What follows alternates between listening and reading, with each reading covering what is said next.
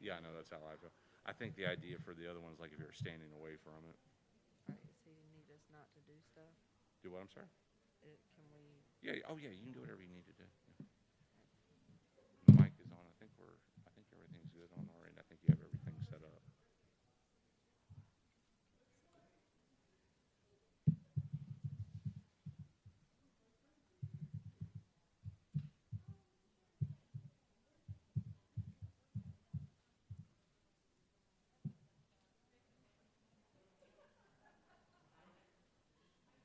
I'm gonna just start right there. Okay.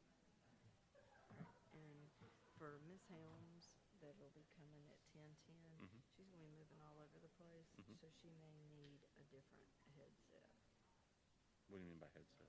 instead, or microphone rather. Oh, she doesn't want a handheld. You're. She's gonna be all over the place, so she probably will not want a handheld. So you're saying no lapel mic for her? Probably is. What time does she get here? 10. Okay. Okay. Well, she'll probably be here before 10, but just as an FYI. Okay. That's what she used before. She used the lapel. She used the lapel. So I'm Okay. just making the assumption that she's probably going to want Okay. something like that again. Okay. By the way, we already love your wife. Oh, thank you. I appreciate. Well, she already loves all of you. I can tell. She's very, very happy. We're both really excited she's here. It's Well, awesome. good. Awesome. Good. All right, Okay. and so you said this is already on? Yes, ma'am. Okay, so I just need to turn it. Where will she be? Well, she'll come in. She'll just kind of be hanging out back in the foyer area? Probably. She's tall, thin, older lady. Okay. She's got like a brownish, reddish hair. And she'll talk at 10:10? She's going to talk from All 10, right. We'll make sure she's set up and ready to go. until 11:50, 12 o'clock. Okay. And I'll just make sure that when I talk to her, Mhm. when I greet her, Mhm. that I let her know that she'll need to be wrapped up by 11:50 and at the latest 12 Okay. o'clock. Okay. All right. That sounds good. Okay. Awesome. I'll get out of your way. Chris, thank you so Yes, my much. pleasure. Sorry for the hiccups this morning. No, hey, it happens.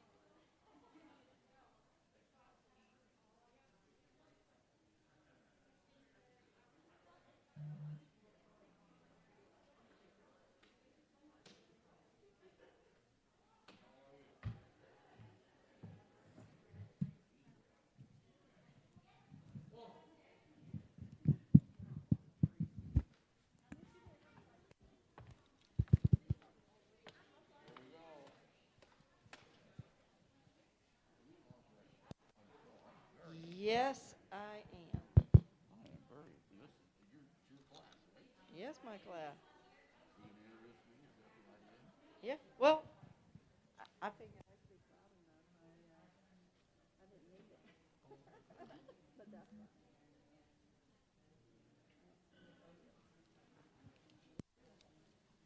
morning. How is everybody? Yay, I get to see you.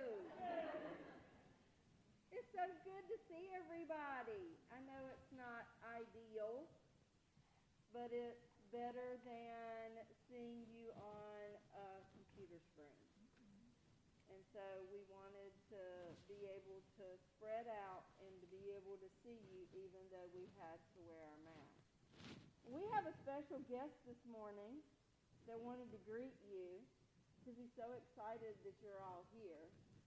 So I'd like to introduce Dr. Dempsey. He wanted to come see you this morning. Hello there. Can I take my Yes, sir. to talk? I am not only the president of the college. I am a recent survivor of 3 days in the hospital with you know what. And so, thank you very much. It was as I'm sure you are all aware, it was an extraordinary experience.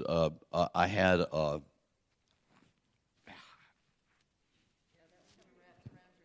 this is a good one. I mean, they said this is a good one. I had a high fever, and my wife said that I wasn't making any sense. Now, we've been married 54 years, and I haven't been making much sense anyway, but I really wasn't making any sense. It was like the day after Christmas. Now, just imagine this. The ambulance came to get me. EMS came to get me. You ever had a ride in an ambulance as a paying customer, so to speak? It is a traumatic event. You know, you get in there and you're lying. Oh, my God, it's just, I don't remember a single thing about it. I was in my bed at home, and the next thing I remember, I was in a room at the hospital. That's how out of it I was. But they were able to kind of snap you back, and I didn't have any respiratory problems. I never got below like 95 or whatever, and so as a consequence, I was able to come out. But I saw firsthand the stress under which you guys are operating, and the colleagues that with whom you will be doing your operating, and I have nothing but admiration and envy and awe for you, to think that that you guys put yourselves on the line basically every day, and you're out here, helping people like me and the other people who were actually a lot sicker than I was. I never got oxygen or anything like that. So that was number one. Number two is yesterday. I've made such a rapid recovery. Yesterday I went to play golf, and I played golf with Mickey Foster. Anybody know who Mickey Foster is? Oh, you do? Okay, good. Mickey's the CEO of First Health, and he and I are golfing friends. And he said, "Be sure to tell your students that I have jobs for every single one of them when they finish up." He can't wait to get his hands on you. Because you know what's going on, and we are so appreciative of what you are doing and what your more senior colleagues in the profession are doing. It is no secret. I get when you go to the hospital these days, it's just like anytime you buy something, you can't buy something anymore without somebody sending you a survey. How did you like those shoelaces? Did they meet your need? Would you recommend these shoelaces to somebody else? So I get this long survey about my experience in the hospital. And, you basically graded A, B, C, D, E, and F. And believe it or not, there were a couple of Bs. Mostly having to do with the quality of the food. But virtually everybody else was an A, and certainly every nursing encounter I had was an A. I was met by a woman in ER who took care of my immediate needs. I was transferred up to, I guess, 4 medical. Does that sound familiar? 4 medical. And I had nurses and caregivers there throughout my 3 days, and everybody was just it was phenomenal, and I can't get over how dedicated the professionals in the hospital are, and you guys are the standard setters. I mean, let's face it, it's all important, but there's nothing as important as nursing care. There just isn't. The hospitalist comes by for 7 seconds every 24 hours and says, "You're doing fine." What? Wait a minute, come back here. No. They don't spend a lot of time with you, but the nurses spend a lot of time with you. And the quality of the experience that you have, not only in terms of the personal dimension, but the professional dimension that you have in the hospital is so much in the hands of the nurses. And so I just wanted to spend a couple of minutes with you guys this morning. First of all, congratulating you on your first semester. You've obviously survived boot camp. I spent a lot of time down at Paris Island, and any Marines in the crowd? Okay, well, it's a little bit like being at Paris Island. That first semester, kind of a shock and awe, and I know it's been difficult for you. It's a really, really, really rigorous program, and it's a program where there's only one right answer. Yeah, I teach, by the way. I'm not just the president. I teach political science, and I get in an argument about politics with the students in my class. There's 2 or 3 right answers. Nursing, there's probably only one right answer, and she's got it. So it's a little bit different, but we are so proud of what you're doing and the various places from which you have come to do it. I'll bet there are lots of folks in here who are not native to North Carolina. Is that any non-North Carolinians? Oh my goodness, about half the class. Anybody from west of the Mississippi? Okay. Anybody from west of the Pecos? I don't even know where the Pecos is, but it sounds good. I think it's in Texas. So where are you from? Idaho? Did you bring any potatoes with you? Now, they're not going to believe this, but in Idaho, there are big potato storing, what would you call those? Like silos and cellars. Okay. And it's so cool to see those. I mean, Idaho is arguably the most beautiful state in the union. Yeah, that's true. Yeah. It's like Oregon. Everybody wants to move to Idaho and Oregon, and the thing that makes it, it's like being around here, The thing that makes this place nice is it's a nice, quiet little town. The problem with it is everybody wants to live in a nice, quiet little town. So sooner or later, it gets to be not so quiet and not so little a town. But that's just the way nature is. Anybody else from any exotic places?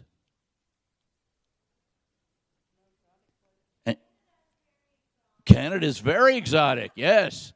Which province? Wonderful. Well, my college roommate was from Ottawa, and he was weird too. No, just kidding. Just kidding. Anybody from Pennsylvania? Whereabouts in Pennsylvania?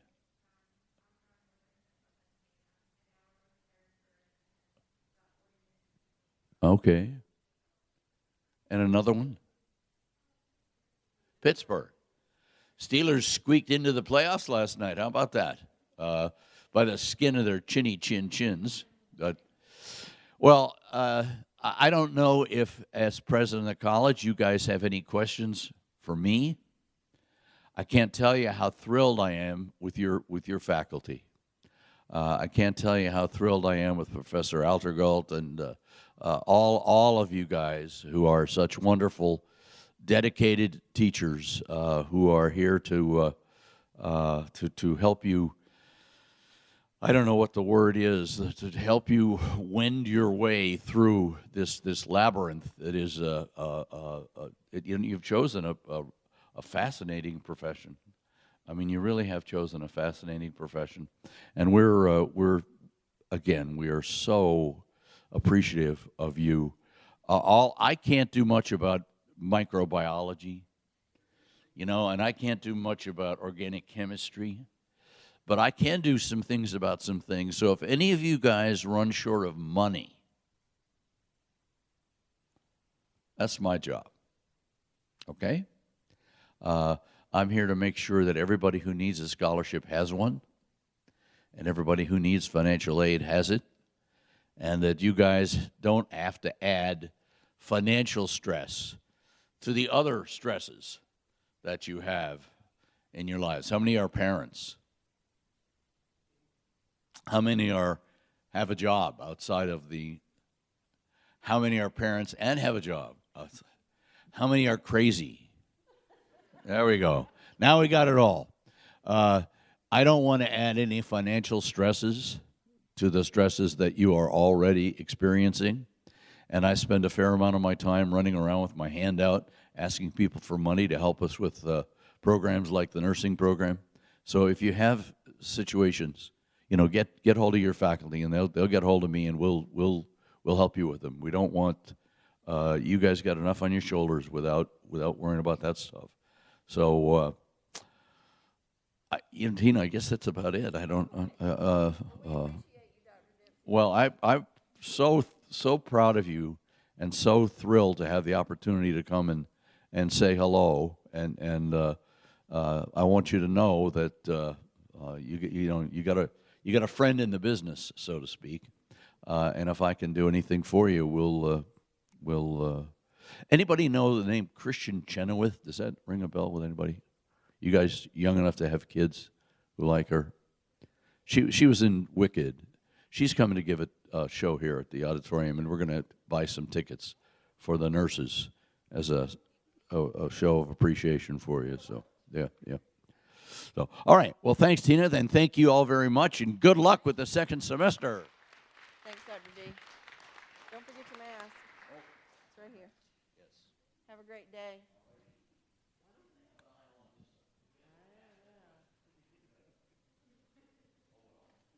Chris told me to tell you that we have to talk.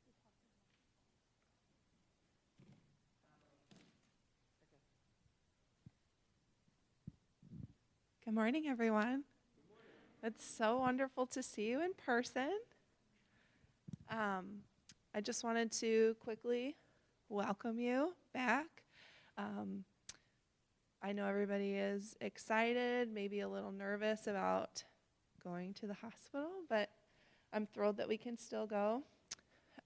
I just wanted to reiterate what, of course, we've been doing since you guys started in the fall. If you're sick, please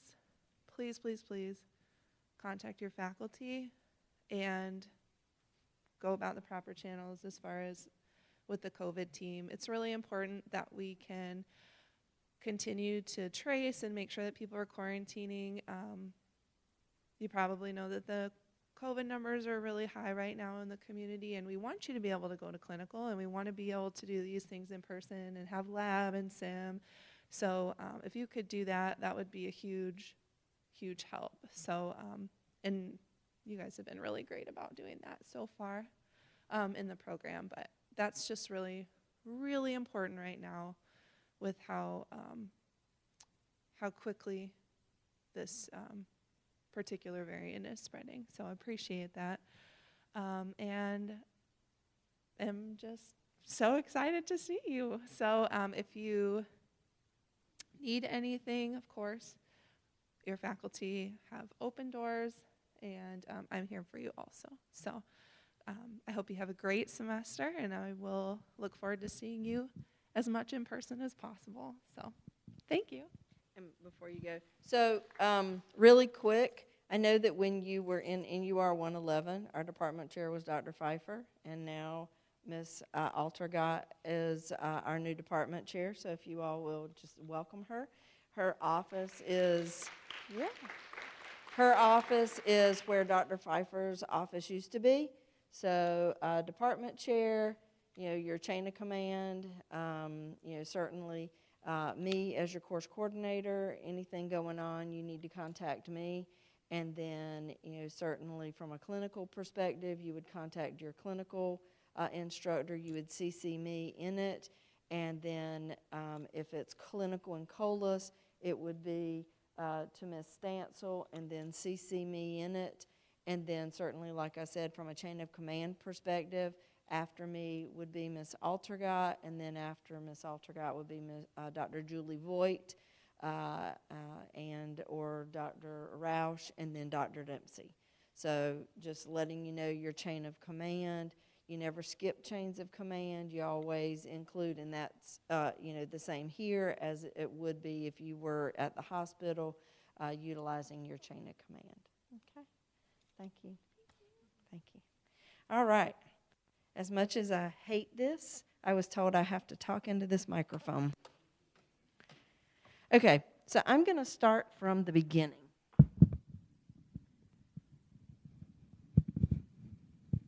I'm going to call the roll. All right. Ina Alvarez. Crystal Ammerman. McKenna Ammerman.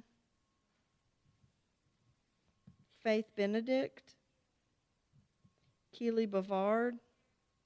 Casey Blaylock. Catherine Blevins. Paulisha Brower. Stephanie Brown. Abigail Bruno. Caitlin Burgess. Bentley Burlingame. Dodie Callahan. Jessica Cameron. Kira Campbell. Ethan Carter.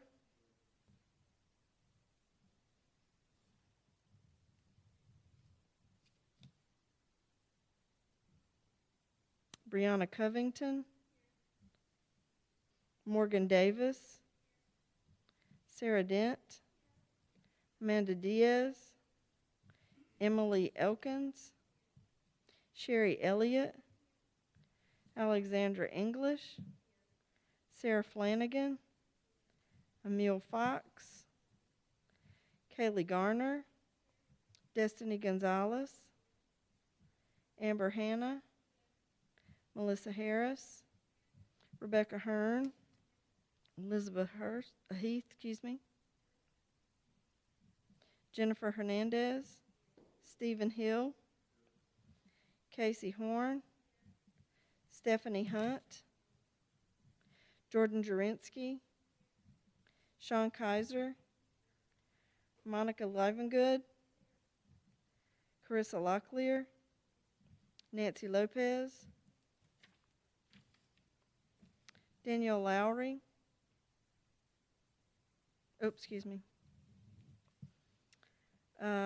Georgia Lucas. Tamaya Lumpkin.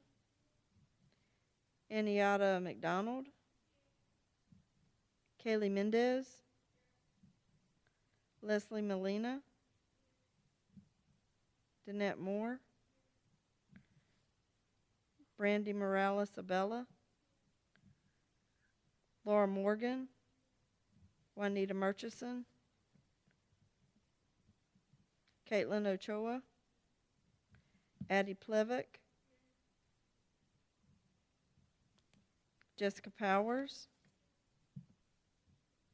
Charles Reese. Skylar Reed. Monica Ritter. Nancy Santos. Nicholas Salardi. Summer Summers.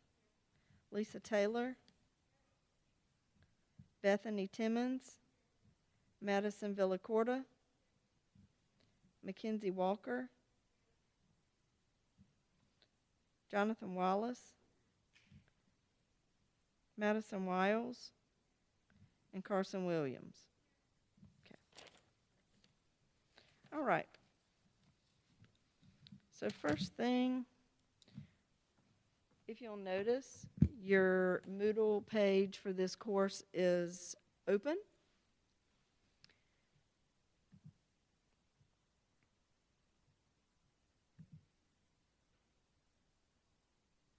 I'm just going to go down the Moodle page. I just figured it might be a little bit easier that way. That way I don't miss anything.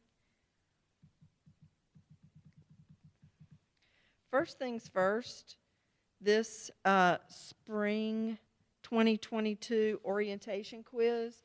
If you will note, please complete this quiz by 11:55 on January the 20th to avoid being dropped from this course. I would prefer you to do it ASAP today so you don't forget. So if you're taking notes, this would be the first thing that I would put in my notes. Do this. Because if you don't, you'll be dropped. And I'd really hate for you to get into the minutia of NUR 112 and forget and get dropped from your course. Okay, so number one on your priority list, do your orientation quiz.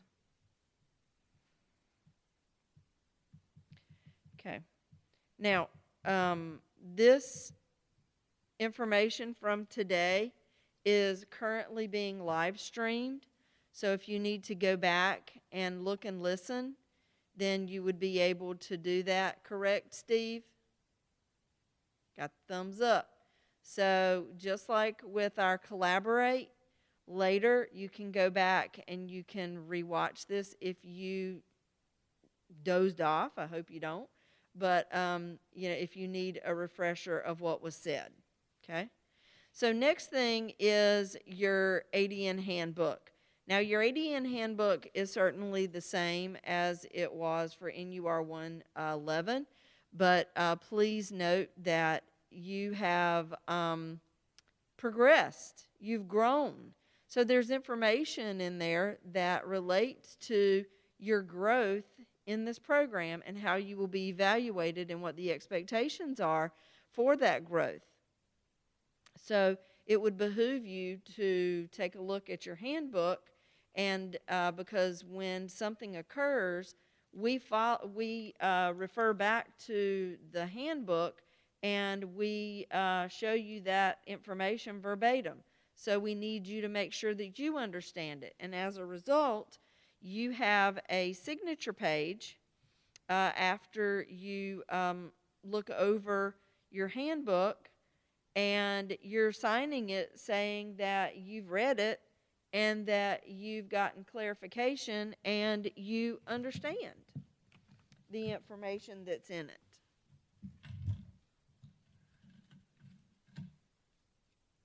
Okay?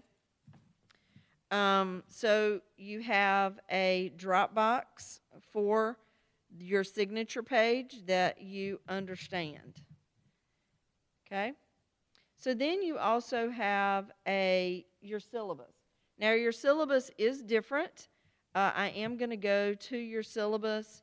There are a few things that I would like to make sure that I point out that you need to make sure that you look at the whole syllabus. But, and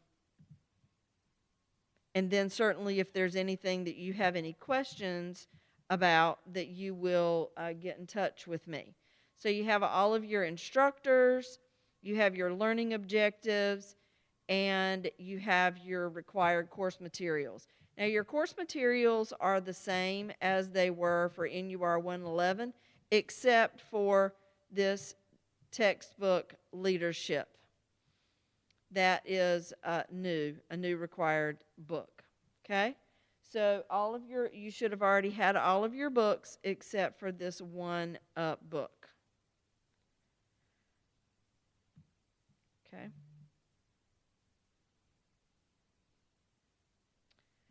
We will still be web assisted for obvious reasons. And because I think I'm greater than 6 feet.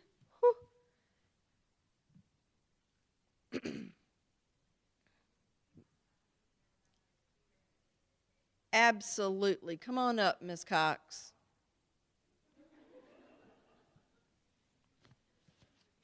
Well, you stay there and I'll bring this to you because apparently you don't get heard unless you're on the microphone.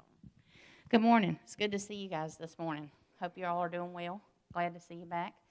The two recommended texts, there's the Med-Surg Success, which is a continuation in that F.A. Davis Success series. It is recommended, but it's highly recommended because there's really good practice questions there for different types of content, and you're moving on in to more Med-Surg type topics, so we'd highly recommend that one. You may be able to pull it up through the library as well, an older edition if you guys can't afford to purchase right now. The other book is a prioritization text, and I don't know if you guys have seen that one yet. Excellent text, if any of you guys have used it before. We had sent out a couple of topics to you guys before that were just real quick, like Maslow's hierarchy, so that you could go through and think about, what's the worst that could happen. And that's kind of how it lays that out. And that's in chapter 1 of that prioritization text, so I would highly recommend that. You can pull it up through the library as well. It's an older edition if you need to do that instead of purchasing. But there are practice questions in there that are organized like by cardiac, respiratory, and some of that kind of stuff. They're very helpful textbooks. So I just wanted to bring that up to you, okay? Thank you, guys. Thank you, Ms. Cox. Okay, everybody. Thank you again, Ms. Cox.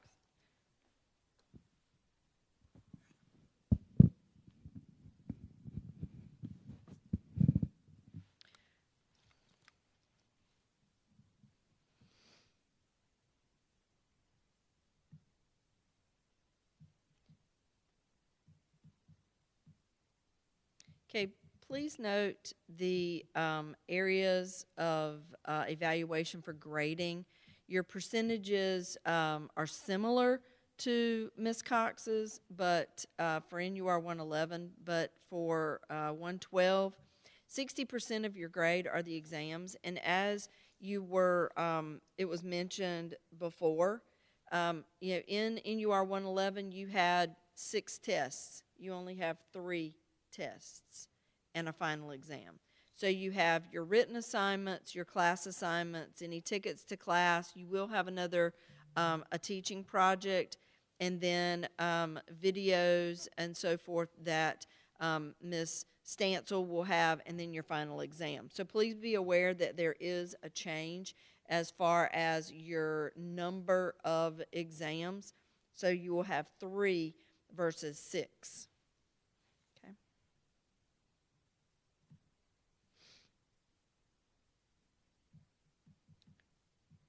Currently, we are testing as we did in NUR 111. As I explained during NUR 111, due to the rooms, the need of computer rooms, and the need to social distance, we would be testing at having 2 different testing times. So we will have an 8 a.m. testing time and a 10 a.m. test, 10 or 10:30 testing time. So make sure that you're in your testing room before your testing time begins, because it's already high anxiety when you're taking your tests, but if there's something wrong with your password, you don't want that to be a part of the issue. So make sure that you come in, that you get to your computer, and you have your password with you. So often we have students that they forgot their password, and then we're trying to get in touch with IT to help get it reset. So we don't want to deter any further anxiety for you. So come prepared. Know what testing room you're in. Come early, and make sure that you can get logged in. Okay?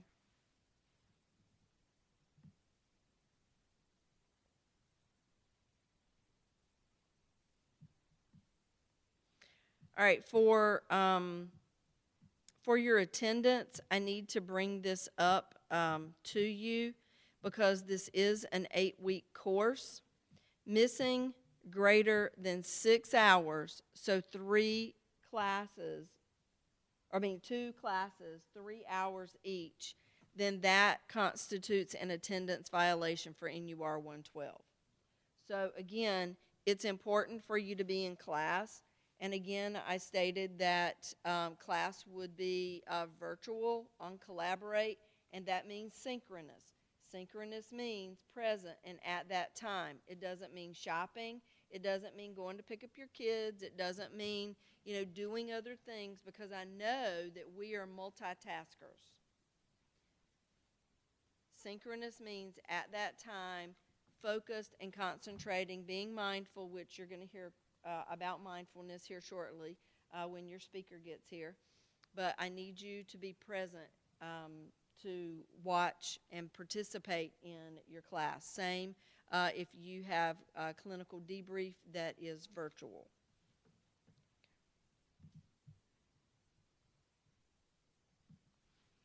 Your class, your concepts schedule, and then also for from a testing perspective, this is letting you know the concepts that are included in your on each test. And then you also have an individual breakdown sheet that identifies when your test is, what time your test is, the concepts and the exemplars, the instructor, and the number of exam questions for each test.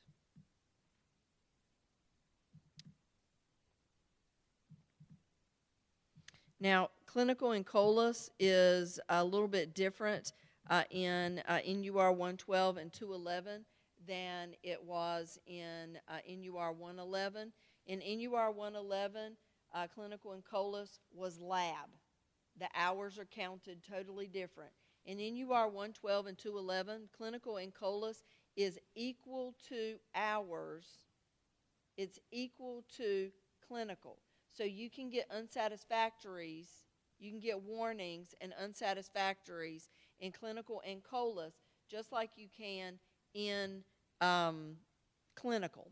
So just be aware of that. And then if you miss it, it's the same as missing clinical.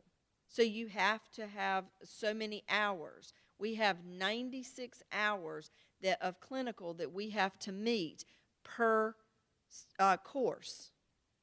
So if you don't meet that number of hours, then you're not meeting the mandated time frame. So again, if you miss clinical in COLAS, you have to make it up hour for hour. Just like if you missed clinical, you have to make it up hour for hour. So that being said, you want to try your very, very best to not miss, because again, this is 8 weeks. It's going to go by fast. And I stated that back in October, November timeframe when Ms. Cox had me to speak in your class. So again, it goes very fast. There's a lot of stuff happening. Okay.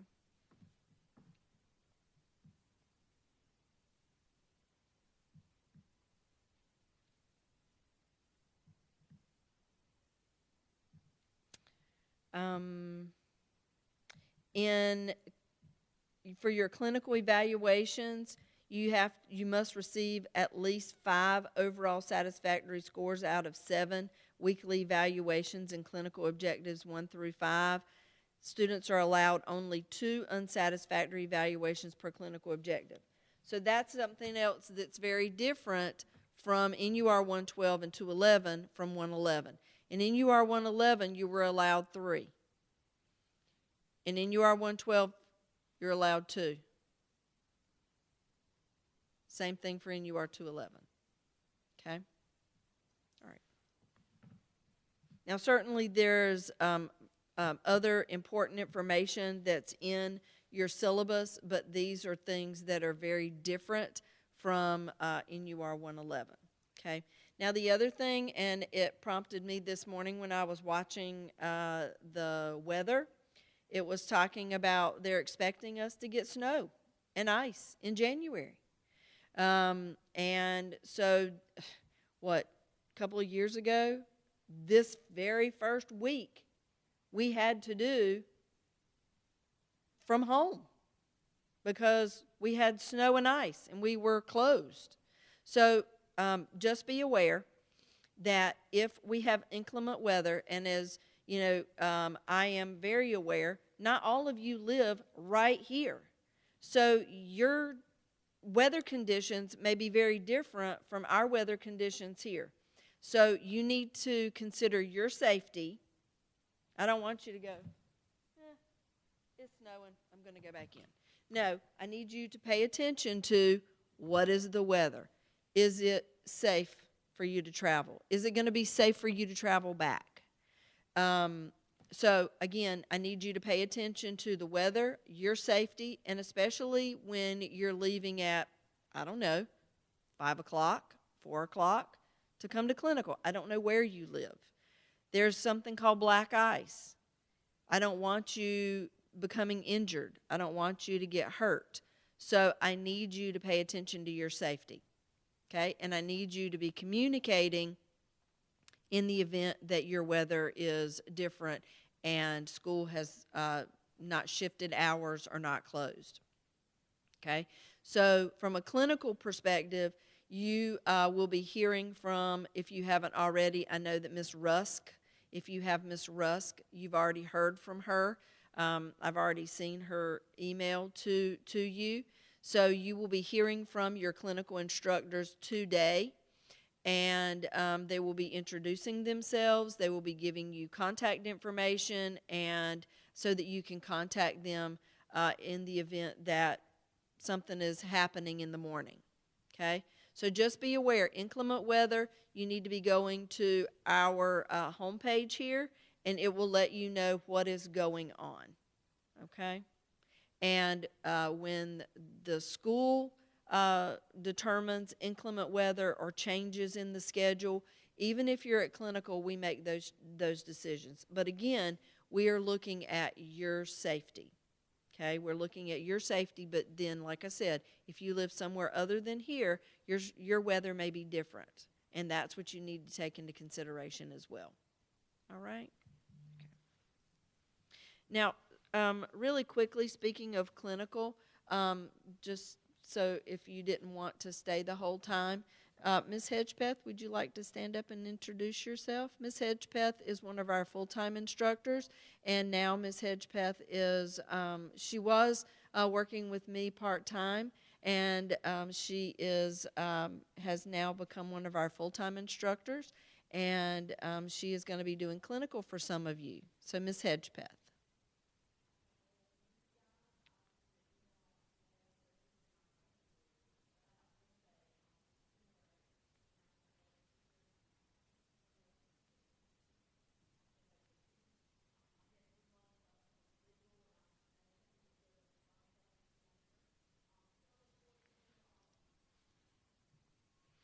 Thank you, Ms. Hedgepeth. All right. So, so again, please make sure that you look back over your syllabus. You do have a signature page. It is due by the end of the week. You do have a Dropbox for it. Now, I sent out a revised calendar. Have any of you ever looked at something and you've looked at it probably 100 times, literally, and you've missed something that was an error? Okay, so I looked at this calendar since, August? It wasn't until I printed it in color, not once, but twice, and sent it to you and put it on Moodle, that I realized that these VSIMs here, I still had 2021. And my wonderful faculty had looked at it as well. And guess what? All of 3 of our brains, Ms. Cox, Ms. Stancil, and my brain all recognized it, the error, within literally a matter of, what, a minute, 2 minutes? We were yelling down the hall at each other.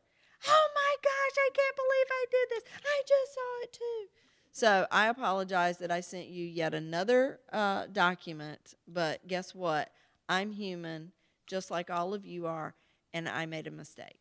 So I made that correction, and that's the reason that I posted another one. So if you printed it, I apologize. And if you're running low on ink and paper, let me know, and I will print you one, because I apologize. So anyway, I did make a mistake. But if you will note on my calendar, I do have everything that we're doing today, and then your clinical and colas time. What you're doing in clinical and colas is reflected on your Sundays. I do have your what's expected of you during the week, your clinical and colas, and so forth and so on. I want to make note that next week, woohoo, Monday, we're off. So those of you that have clinical and colas on Monday afternoon, so that we don't go crazy trying to make up those few hours, you will actually be here doing clinical and colas on Thursday afternoon. The Monday group will be here Thursday from 1 to 4:30 in clinical and colas with me and Miss Stancil and Miss Franklin and Miss Harner. So Monday, even though you're off, you will be here on Thursday. Okay? All right, let me get out of this really quick. Okay, your schedule of assignments is the same as it was in NUR 111. It is a living document. In other words, it changes. Don't print it today. You need to check it periodically, because there are multiple instructors that are lecturing or that have clinical and colas or whatever the information is, and it will be found in clinical and it will be found on this document. So it's constantly changing. This is just a way to help provide another format of information for you. Okay, your exam schedule, as I stated before. Okay, your exams, the date, the times, the content that's on it, the instructor that is providing the lecture material, the number of questions, okay? And then certainly here, if you see a blank by that instructor's name, we're providing a cumulative number. So Ms. Cox is teaching fluids and electrolytes as well as acid-base, so she will have questions, fluids, electrolytes, acid-base, and she will have 18 questions that will be fluids, electrolytes, acid, base. If it's on here, it will be tested. Okay?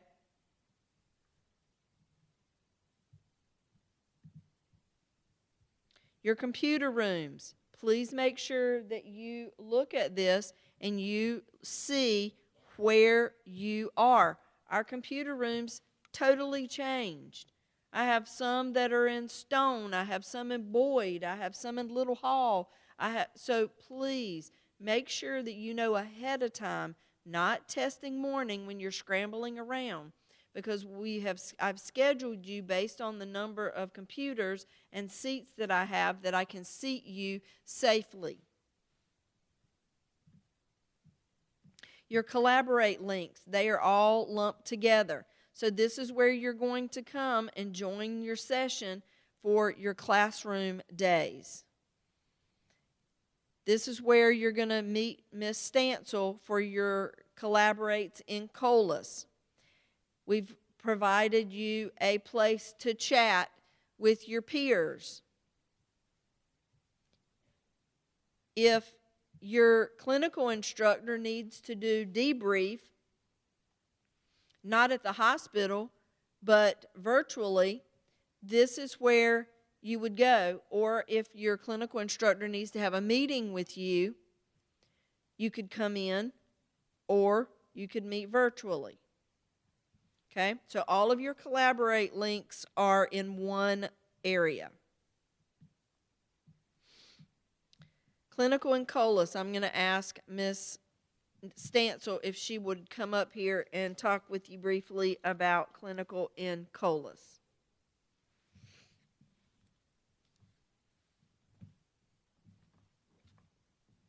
Thank you, Ms. Jenkins. Good morning. Welcome back. There's just a couple of things for clinical and COLAS. Let's roll this down. Let's just roll this down.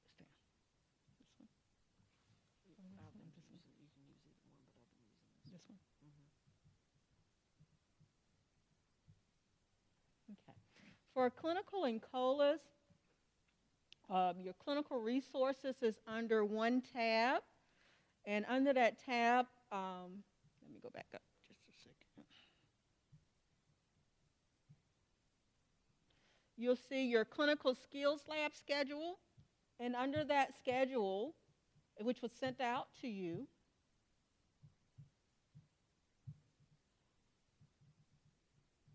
you have your meeting days and times. So if you see, you're divided out from Monday, Tuesday, Wednesday morning, and afternoon labs, as well as you're subdivided, whether you're coming between 1 and 2:30 or 3 to 4:30 for your lab times. I have received some emails about lab scheduling, and I will email those students back regarding that. But in reference to this lab schedule, if you will note, the Monday lab group is meeting next week on Thursday. I know we have students that are in Bio 166 this semester, and they do have an afternoon lab. I will email you individually so you will know the lab times that you need to be in lab so it won't conflict with your lab for anatomy and physiology. Just as Ms. Jenkins said, if you're in lab and you're feeling poorly, you're feeling a little ill, or you have a fever, or you're presenting with any symptoms, please do not come to lab and ask me if you need to stay. Please don't come to campus. Just email Ms. Jenkins, CC me, so that we're aware that you're not going to be in lab. We will refer you to the appropriate teams if you need to be referred to the COVID team or anyone else. But our goal is for you to be healthy and safe while you're on campus, and for your colleagues to be healthy and safe while they're on campus. And I know sometimes it's hard, when you're not feeling well, to say, I just can't miss a day. Please miss that day. We can make that up. But what we can't make up is if you expose someone else and they become violently ill and they have a poor outcome. You don't want to live with that. We don't want to live with that. So our goal is for you to be safe while you're in clinical. So for clinical lab, you will be coming under those guidelines that we talked about in terms of social distancing, wearing your mask, hand hygiene, and you have an assignment that you need to complete and submit your signature page, which is located under the COLAS Clinical and Lab Guidelines assignment. Please complete that by 8 a.m. tomorrow. Okay, so if you have lab this afternoon, it would be nice to read it, but we'll go over it too. But I need you to sign it, date it, and submit it to this assignment box by 8 a.m. tomorrow. Okay? That way we are aware that you understand the guidelines for being in COLAS Clinical. Your schedule of assignments are located under the overall schedule of assignment. And what is posted are your due dates for your assignments in the schedule of assignments. You will need to go to your weekly modules to see what the assignment is. Just as with last semester, we're working with Lippincott Skills for Nursing Education, which is located on your course point. You will go there to see your videos and quiz assignments that are posted for each week's lab, just like we did last semester. For those that have not utilized the Lippincott Skills for Nursing Education, there is a tutorial for that for the students once you're enrolled. And on this page, I have posted your Lippincott Skills and Nursing Education code. So when you click on this link, you will see the information for how to enroll in that course on your Lippincott Skills for Nursing Education, and you can go through and see your assignments. Again, there's a student tutorial for this for those who have not used this yet, but it's very easy to use. Questions about that? You need to enroll in order to get to your assignments. So if you don't do this, you won't have your assignments done, and they are due on Mondays by 8 a.m., like last semester, with the exception of this week's assignment. This week's assignment is not due until Tuesday at 8 a.m. We are out on Monday the 17th, so the assignment is due at 8 a.m. It would be nice if everyone had had an opportunity to review Mrs. Cox's video for lab today, those that are attending lab. But if when you look at your module for this week, you will see that posted with your other readings for this week once you open your weekly assignment. And I sent that email out to everyone. Okay? So again, I welcome you back. I'm so happy to see you all here. And I anticipate we'll have a wonderful semester, learn some great things. Those that each week, if you please go to your weekly assignment so that you can see what is due. If I can get it open.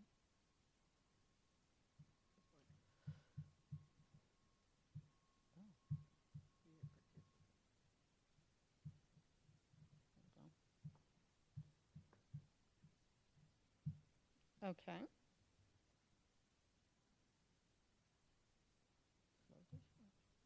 So each week's COLAS lab assignments are located under your weekly assignments, okay? These are currently closed right now, but they'll open up today for your week's assignments. Okay. So please go to those assignments to look at your modules so you see what you need to do for the week. Okay, just don't go to the scheduled assignment and say, I got an assignment due today. Review what it is. Okay? Questions? Looking forward to seeing you this afternoon. Have a great week. Thank you, Ms. Dancel. Okay.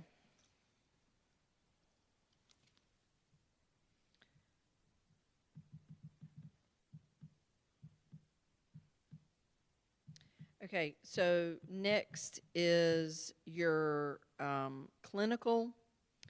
Clinical, you have a Prezi resource that you need to look at. There is a map to First Health, where to park, the parking garage, as well as a core orientation for clinical practice. It's a HIPAA. So you have First Health information as well as this WAKE AHEC, as well as other resources. Now, if you do not know where to go to the hospital as far as where to park, please look at this information and know before you have to go, because you need to plan accordingly. It does take a little bit to park where you're responsible for parking, which is on the other side of the street from the hospital. It does take a little bit of time to walk.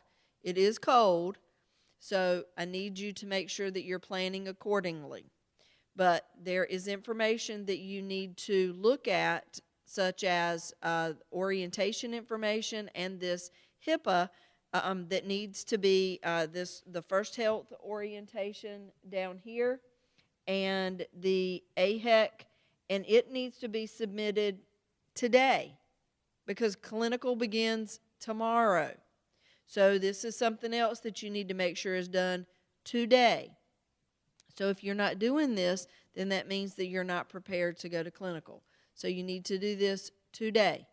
So, and again, the map to First Health and the Prezi, make sure that you look at that. Make sure if you don't know and somebody that you have become acquainted with, that they do know where you have to park or where you need to be at First Health, let them show you, but you need to go today so that you know where to go. Don't wait until or tomorrow if you have clinical on Wednesday.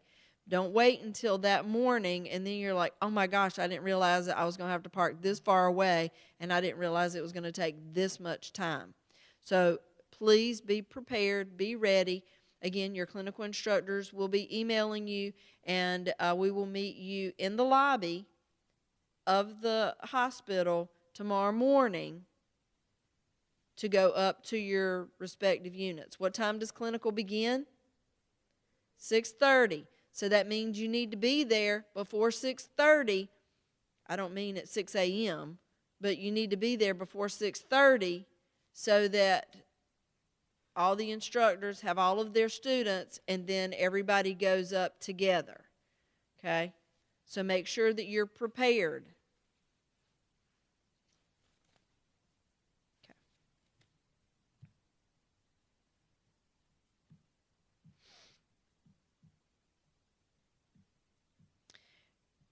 Any of your paperwork for clinical you can find in your resources. Your EPIC resources are here, including what you can chart and what you can't chart, your clinical groups, and your rotation. I'm just going to pull up the groups really quickly. Okay, so your clinical instructors are going to be Ms. Casey McLester, and she will have First Surgical Tuesdays and Wednesdays. We have Ms. Paula Tugman, who will be on 3 Surgical Tuesdays and Wednesdays. We have Ms. Crystal Rusk, who will be on 3 Medical on Tuesdays. Ms. Sarah Morrison will be on 3 Surgical on Tuesdays. Ms. Leanne Kelso will be on 2 CV. For those of you that have Ms. Kelso is will not be in clinical tomorrow. She will have Miss Laura Hassel will be there in her stead. So Miss Hassel will be reaching out to you, and Miss Hassel will be there with you tomorrow for you to all go up to CV together.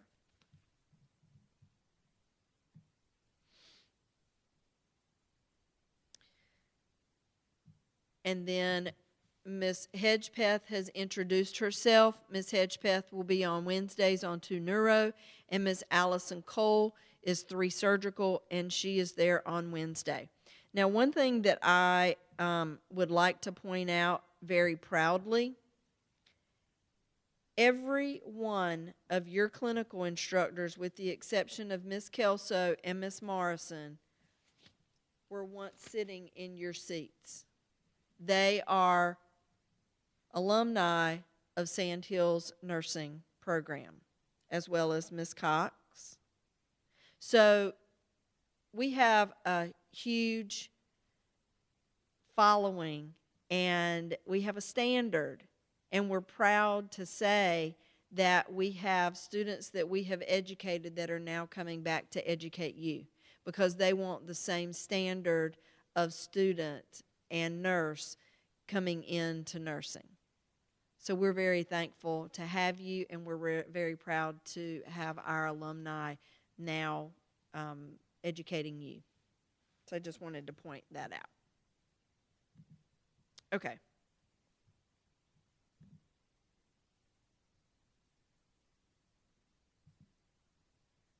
Now, the other thing that I want to point out really quickly before I give you a break, so on your pediatric rotation schedule, you're going to see your unit name and you're going to see PC, or pediatric clinical. So your pediatric clinical, you'll still have clinical, but you will do pre-work and then you will come to campus.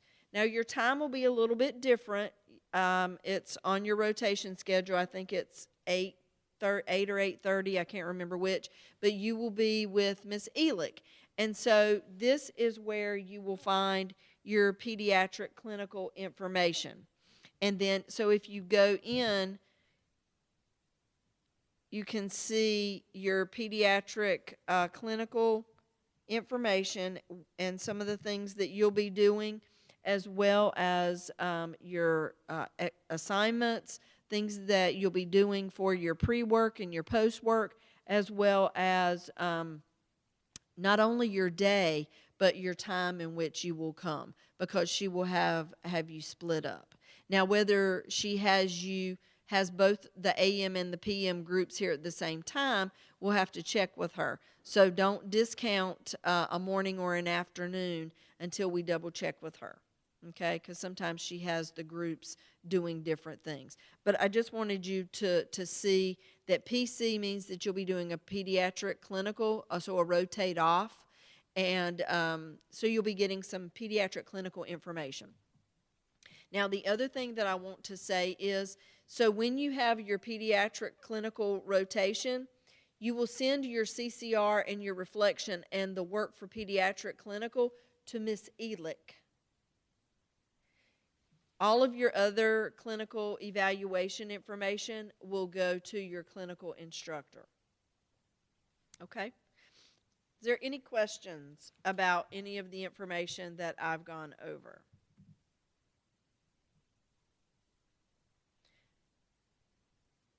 Again, it's going to take a few minutes for you to look over your information. Please make sure that you get your information in, the HIPAA and the First Health Orientation. Really quick, the information that's on your calendar that I accidentally left as last year's dates, that's this information, clinical VSIMs. So again, just like your VSIMs that you did in NUR 111, make sure that you're adhering to the requirements. If it says that you have to make a certain percentage, that's the percentage that you have to make to get credit. This is clinical. Okay? So I just wanted to point out that this is the information that's on your calendar in red on Fridays. That indicates when it's initiated and when it's due. Okay? All right. So since there were no questions, I have 10:03. If you will, please, you can take a break. Miss Carolyn Helms is your speaker, and she is here. She will begin at 10:10. So please make sure that you're back in your seats before 10:10 so that you can give her your undivided attention. I thank you all so much. If you have any questions, please email me, and I'll be happy to answer you. Welcome to 112.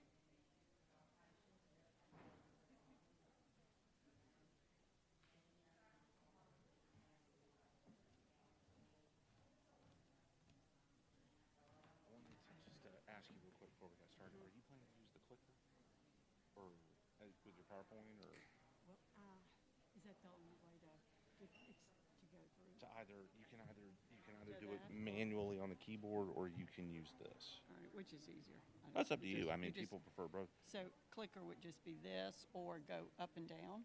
So if you wanted to use Next this one, going forward on the slides would be, may I bring it up? Sure, I didn't touch it because I would make sure she was done, but there it is. Yep. Make sure that so right click Okay. it. Yeah. So Okay, right click it. right is to go, And and if you then if you go want to back. go back, go left. Perfect. And this middle toggle here Yeah. gives you control over the mouse. If you Oh, and if I if you, wanted to if you point. wanted to click, so just Yeah. you would highlight, you hit it, Yeah. and then right under there, that's your clicker. Gotcha. Just FYI. Gotcha. So I'm gonna escape. All right. So I'm gonna minimize that, and then of course, as you know, just bring this up, and then come over here to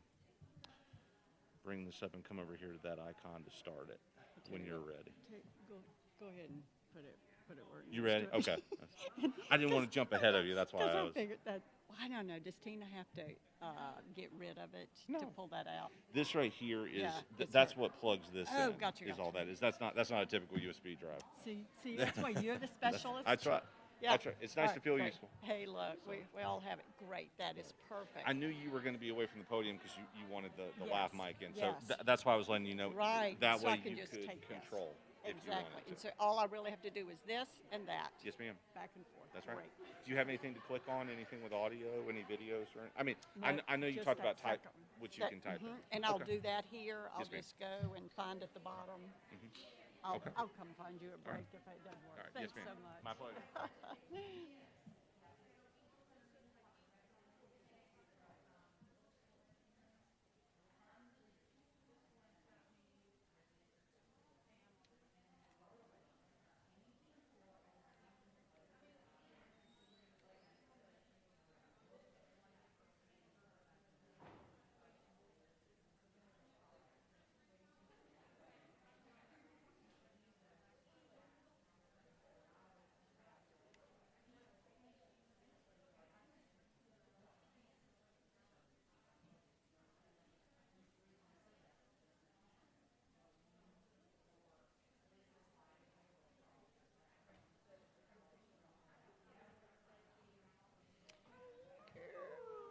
Feel a hug. I am good, Tina. How are y'all? Good. It's good to see Good to you. see you. Thank you so much. Oh gosh, yes. I'm happy to. And look, I've already Chris. Yeah, Chris has already pulled it up. Okay, So, good. And yeah, I okay. asked him for a lapel mic Yes. for you, Yeah. because he was telling me that we had this, and I Right. was like, well, I think Miss Helms is gonna want a She lapel. I wants. said, she's gonna be moving all over the place, and I don't think she's And gonna look, want that. And look, and I wore a dress with no pockets, but it's no worries. Well, I've if done you it. decide you want no, it, you can I carry already- I that. talked to him because I came early and did that. So Okay. that's good. That's Okay, good. awesome. And then he just said this. He's so kind, and he said this. And I just didn't want to touch anything until I knew Oh, you no. were okay. And I brought you Yeah. some water. Okay, I brought wonderful. you some Hey, water. thanks. That's lovely. And I appreciate you so much Oh, being yeah, here. Look at, oh my gosh, I've got emails out the I wazoo. bet you do. Yeah, because it's today. Did y'all start at 8 this morning? 9. 9. So you had a lot to get going in that. Yeah, and then First hour. we've had COVID Yeah. How and many are out? today. How many do we have, Heather? 3, 4? 4. One is a child, and the others. Well, one is a child, and one are the Yeah. actual Yeah, students I got it. themselves. So, Yeah. but It's we're everywhere. live. We have a live stream, so Okay, they'll be good, able to see good. and hear us. Great. So anyway. That's great. That's great. So what I'll do this the first hour, then I'm going to do. And have they been directed to do QSIN on the website? They may have. I don't. But Probably not okay. specifically. All right, no. because I'm going to use that first Awesome. 20. I'm going to do that, so they'll be introduced. I'm going to emphasize the knowledge, skills, attitude. Okay, You know, awesome. and just talk about where that is. Right. I knew that y'all usually did like introduce that first semester, but it's been a while, so Yeah. I just didn't know if everything would be say what or if they Yeah. had heard it. Yes, exactly. So that's okay. Exactly. No worries. Yeah. Any, and like I said, your water's right great, here. thank you. Anything else that Nope. I can? Nope. I'll be in and out. I have a couple couple of things that I've got to fix right now. You know, you want to give them a break, I guess, about 11. Okay. Maybe And then they're out at 11:50, 11:50, right? Okay. And if you by chance go over, 12 o'clock is. Yeah, no, I won't, because I'm going to do that, and then I'm going to open for some interaction and Awesome. so forth. Awesome. Yeah. Again, thank you so much Oh, for you're being welcome. here. You're welcome. And then of course, with you being up here, you can Take take this that off. off. Yeah, that's great. Thank you All right, again. so good to see y'all going. Yeah, y'all going through so many changes, but I know y'all are just knocking it out of the ballpark. Perseverance. Hey, listen, and hey, it's the way of the world. All right, great. Thanks, guys. All right.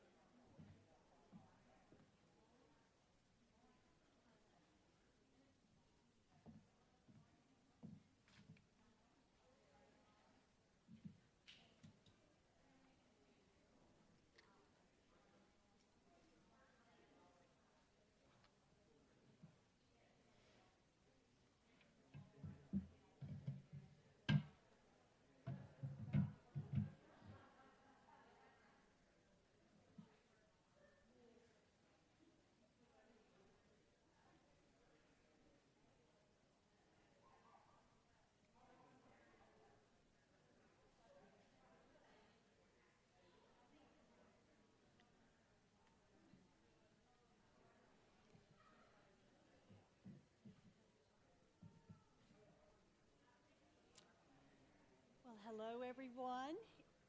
Do I have the time correct? Is everyone back?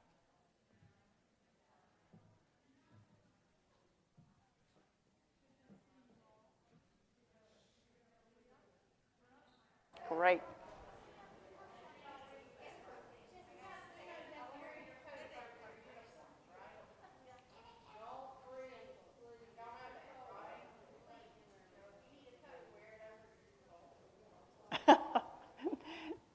If you get cold, wear a coat. That's good advice. That's good advice.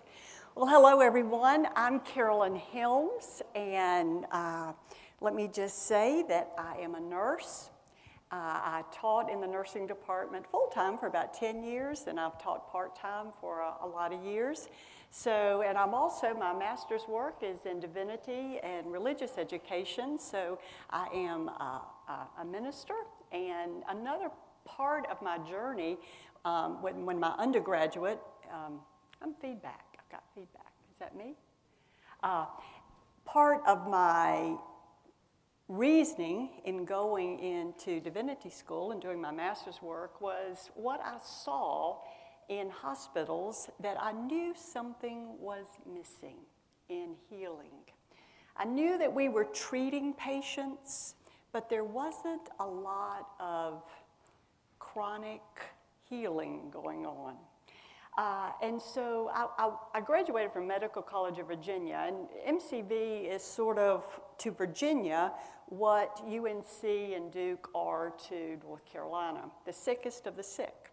So I would have rotations. I heard you all getting ready for your rotations, and I would have rotations on medical surgical units, and oh boy, did we do amazing things to help those patients.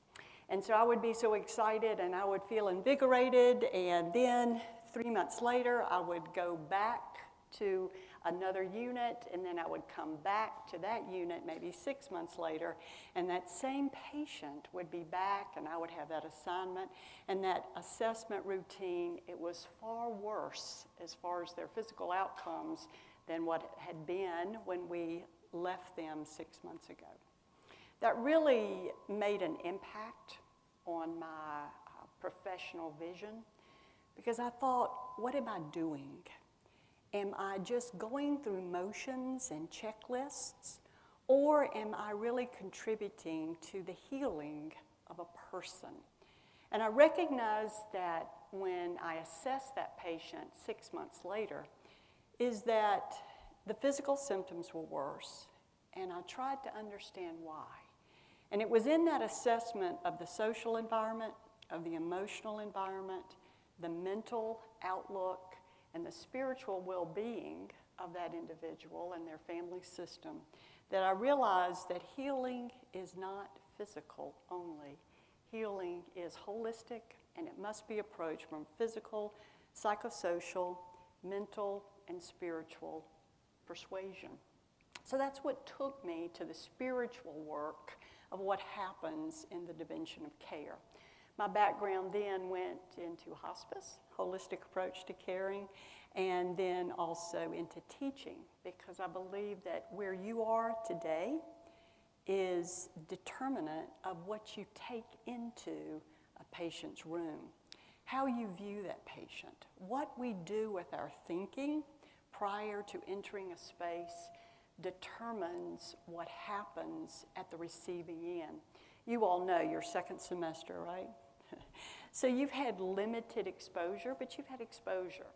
I know, I remember, it's not just about the patient, it's about you and what you're taking in. It's a whole different way of thinking in the caring profession of nursing.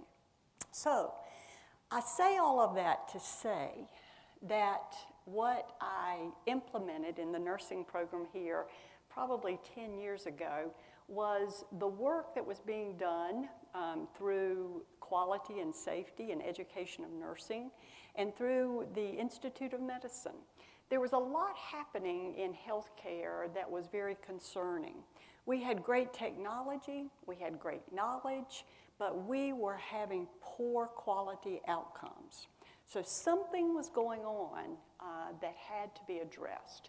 So why was it that we were not having the outcomes that we should be having when you're putting dollars out big time? And one thing that I don't always agree, just like none of us in America agree all the time with what's happening, thank goodness, that's where civil discourse comes in. But one thing I so appreciated about the government was they just said, we're not paying you all anymore if these patients come in and you treat them, and within 30 days, they're back with the same problems. I thought, kudos, government, because you know what happens? It seems that we Americans kind of deal with the buck, don't we? We're motivated to change when the bottom line of the pocketbook gets hit. Well, I just looked at it like this, whatever it takes, So that's where we were. But I want to say this, and some of you may have heard of it, but some of you may not, and it's called QSN, Quality, Safety, and Education of Nursing, as I said. And that was implemented out of a desire to really look at what's going on in healthcare settings with nurses, with physicians, with providers. What is happening that we're missing the moment of approaching patients holistically? So mindfulness practice was a part that was introduced. Now you're going, what is mindfulness practice? I dare say you all are very much aware of what mindfulness is. What's mindfulness? If somebody were to define mindfulness, what would you say? Being present. Did I hear somebody pay? Okay, paying attention to where you are now. The definition of mindfulness is being present in the moment without judgment. Now, I want to ask you a question. Can you control what comes into your mind? Thoughts? Can you control it?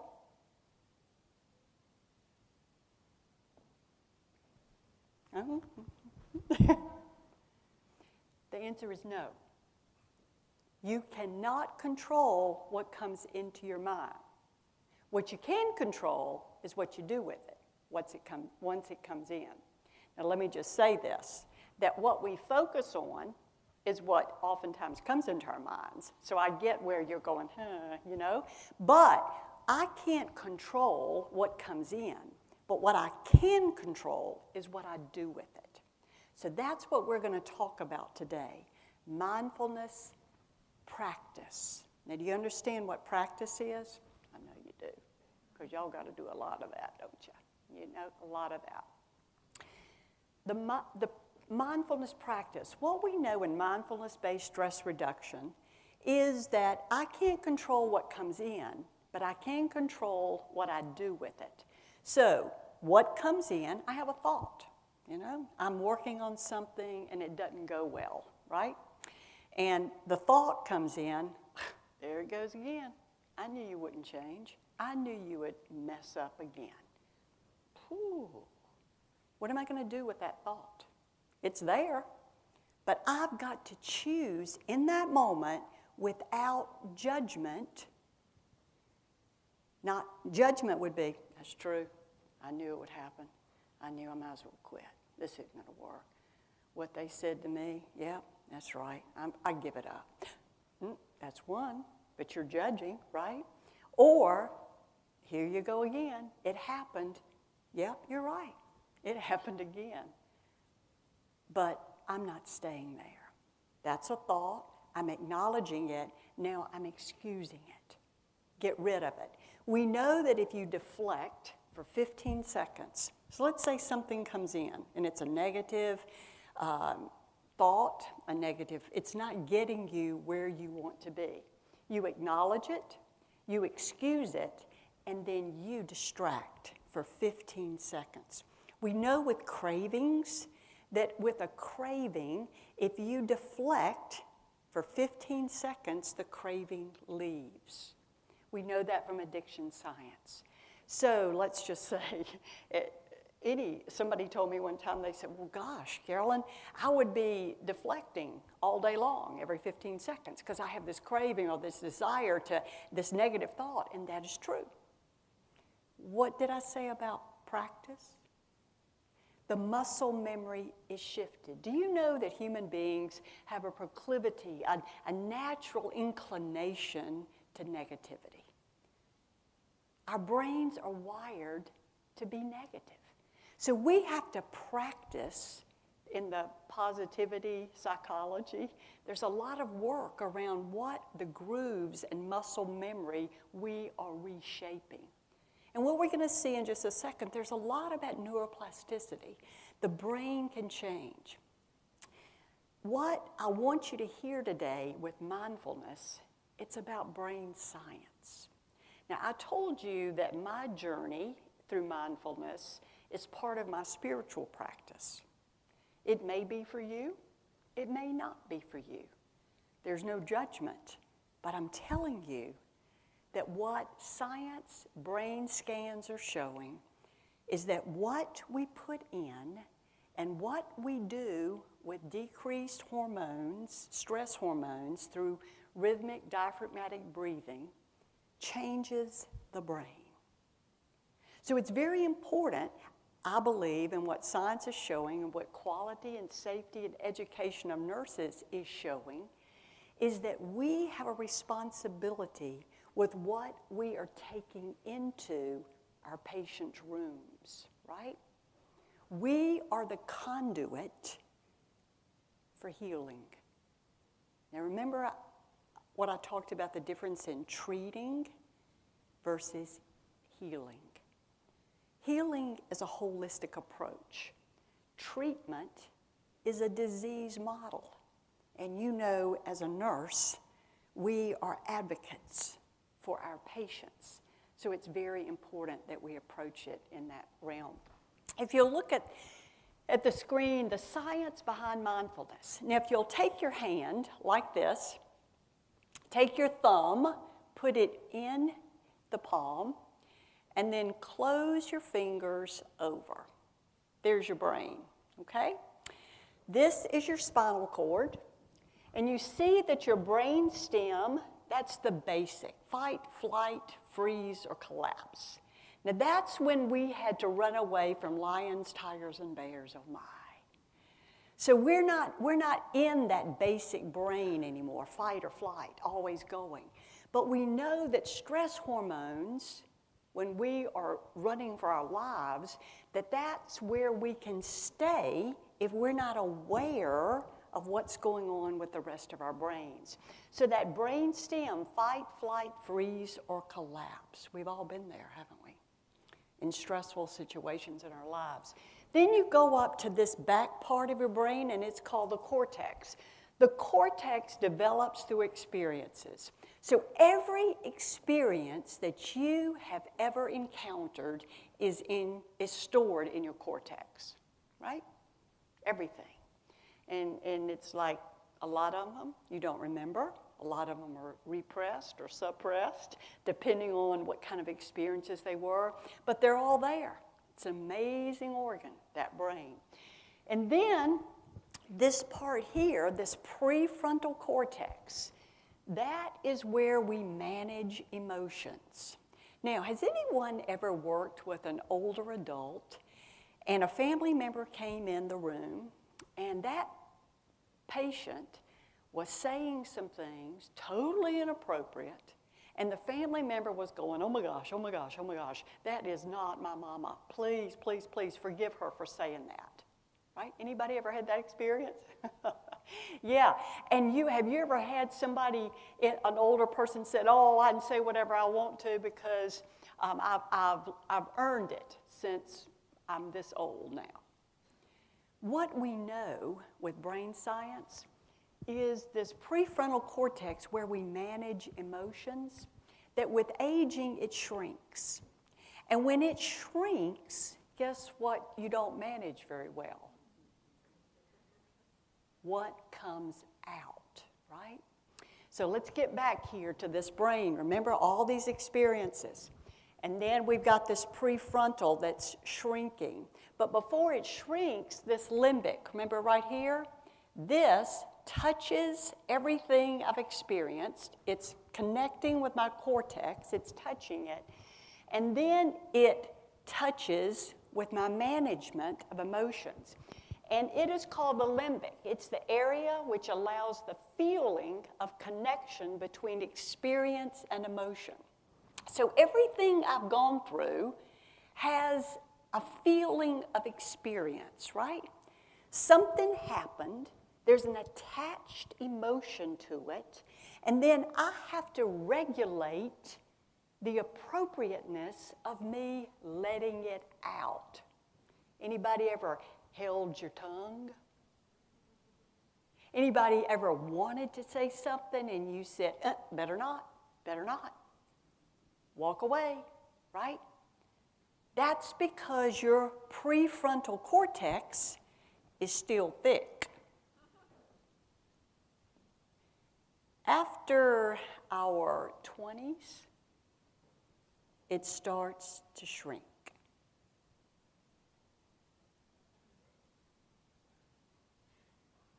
But guess what? Guess what science has shown us? What I've always believed, but there was no science until probably 20 years ago. Scans of the brain showed that when we practice mindfulness, when we do diaphragmatic breathing that decreases stress hormones for a period of time each day, over a 6-week period, the prefrontal cortex thickens. And guess what? Age doesn't matter. 1, 2, 3, everybody say, wow. 1, 2, 3, wow. Because that is a wow. There aren't many things that happen with this physical body from birth until whatever age we die, 90, 95, 100, that gets better. Most of the time, things start to wrinkle up a bit, don't they? So I want you to know that the science is behind what I'm talking about. So if self-regulation can enhance my ability to interact with a patient and family, isn't this a healthy thing for nurses and professionals to do? And I want to show you how, even though we know 20 minutes of practice over a 6-week period, that's where the studies have shown that increase in that prefrontal cortex, but we also know that 2 minutes a day of diaphragmatic breathing, mindfulness practice makes a difference. And we're gonna talk about that and show that. So everybody got your brain, right? Everybody's got your brain, and everybody wants the prefrontal cortex to grow, for sure. Neuroplasticity. So I told you, change is possible. This is the beauty also of what scans have shown us. Neuroplasticity is possible, and because of that, remember that in that prefrontal cortex, when I am managing emotions, when that grows, I have a greater self-awareness. Because I asked you a minute ago, are there times that you knew, whoa, I better not say that? Instead of, bloop, it just comes out and you go, oh my gosh, there it went, I'm in trouble. Or I just hurt somebody with that lack of self-regulation. So I need to be aware of what's going on inside of me. Now, when I say that, I want to bring it back to the nursing interaction with patients and families. So I'll walk into a patient's room, and I see that patient. That patient says something, and the tone of their voice triggers something in my memory, and I can't figure out, but I start getting anxious. Now, what happens if I go back to my basic brain stem? I'm going to fight it, I'm going to flee, I'm going to freeze or collapse, right? So it's so important that we understand and are self-aware what's going on with me. When I just walked into that patient's room and they opened their mouths and then they said something and I walked in and I'm going, whoa, that triggered something. And then I walk away, I do some self-aware diaphragmatic breathing. I'm more open, I'm less stressed, and I say, oh my gosh, that person, that voice, even though it wasn't, it reminded me of what a person did and their sound 10 years ago. And I hadn't thought about it. So that self-awareness then allows me to self-manage. So it was a trauma. I had suppressed it. So then as a nurse, I go to my team leader and I say, something's going on and I do not want to lessen my load, but would you please change my schedule? I'll take on the same acuity of patient, but I need to process this, and I want to make sure that this patient gets the highest level of care.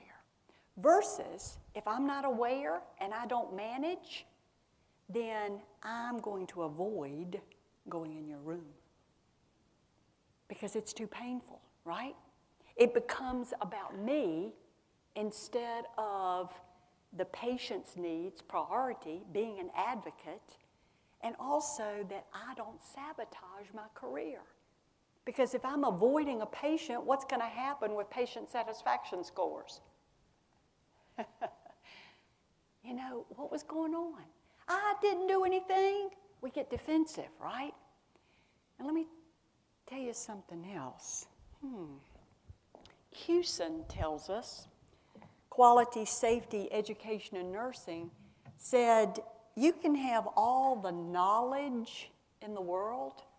Knowledge, that's what you all are gaining, right? Studying all of your clinical hours, going into the lab, you're getting that knowledge. And then you're also developing those skills. You're going to be checked off, right? Skills, and aren't you excited? You know, the IV sticks and the catheter inserts and the injections and all those things that you will be skilled at doing. And they're all good, and we need them. And they're all a part of the profession. But also what Hewson, Quality, Safety, and Education showed, you can have all the knowledge and all the skills in the world, but if your attitude is one that is not patient-focused and patient-centered and advocate-driven, none of that matters.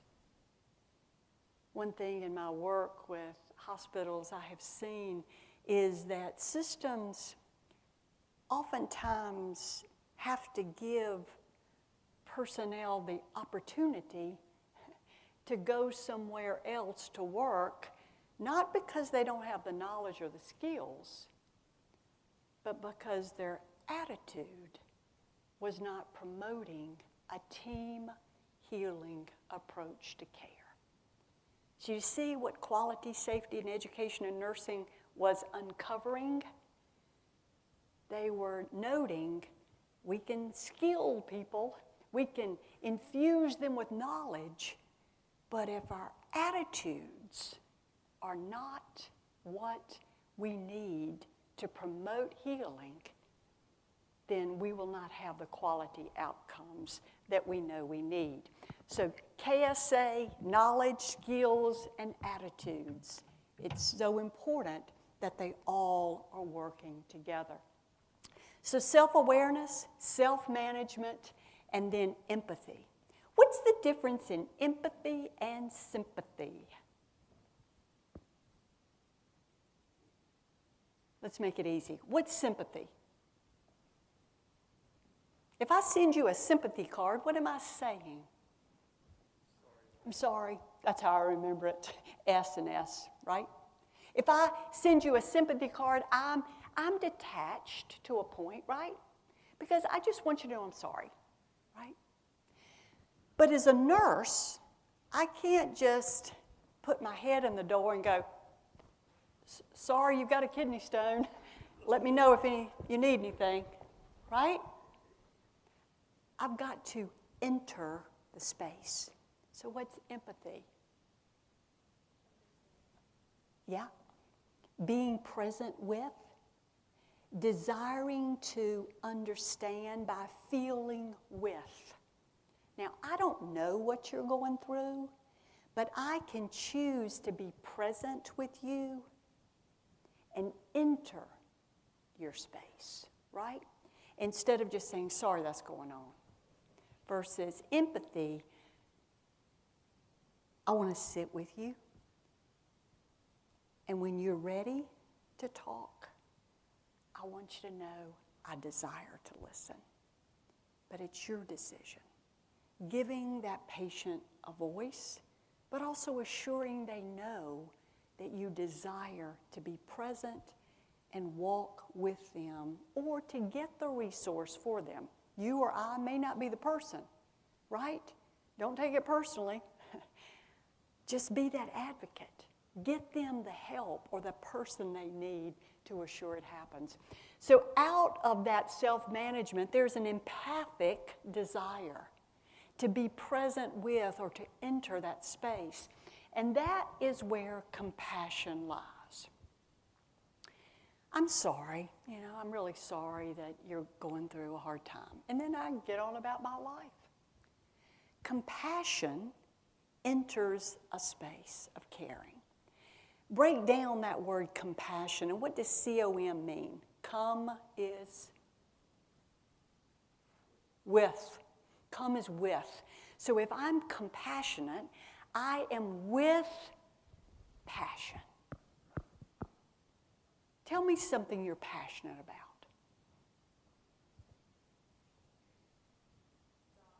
Dogs. Yes. Passionate about dogs. You advocate for them. You love them. You look out for them. When they're ill, when they're sick, you assure that they're getting the best care. The excitement, wanting to assure that people understand, right? Give me something else you're passionate about. I'm sorry? Family. Boy, family.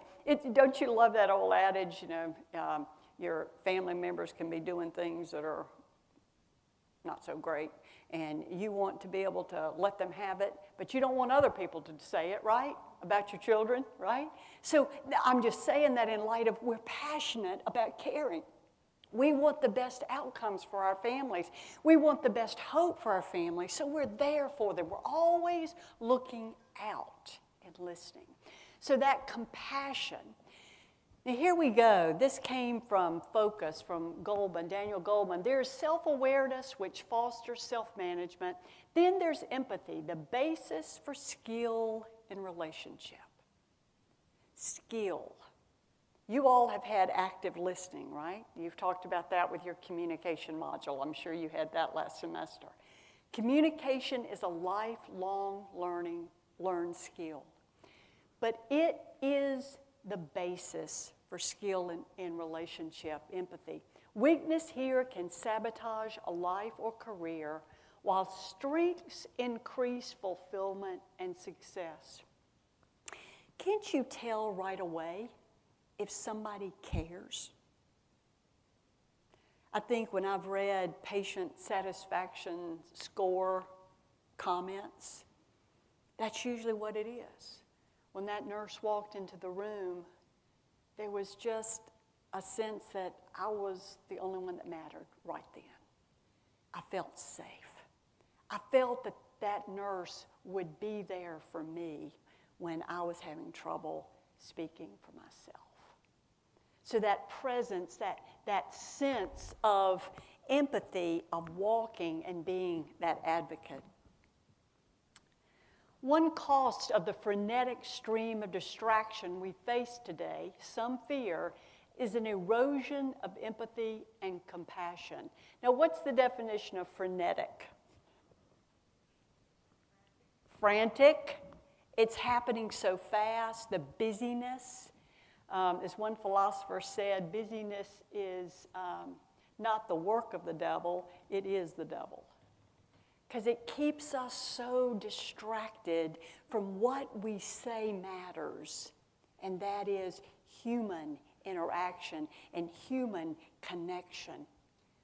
The more distracted we are, the less we can exhibit attunement and caring.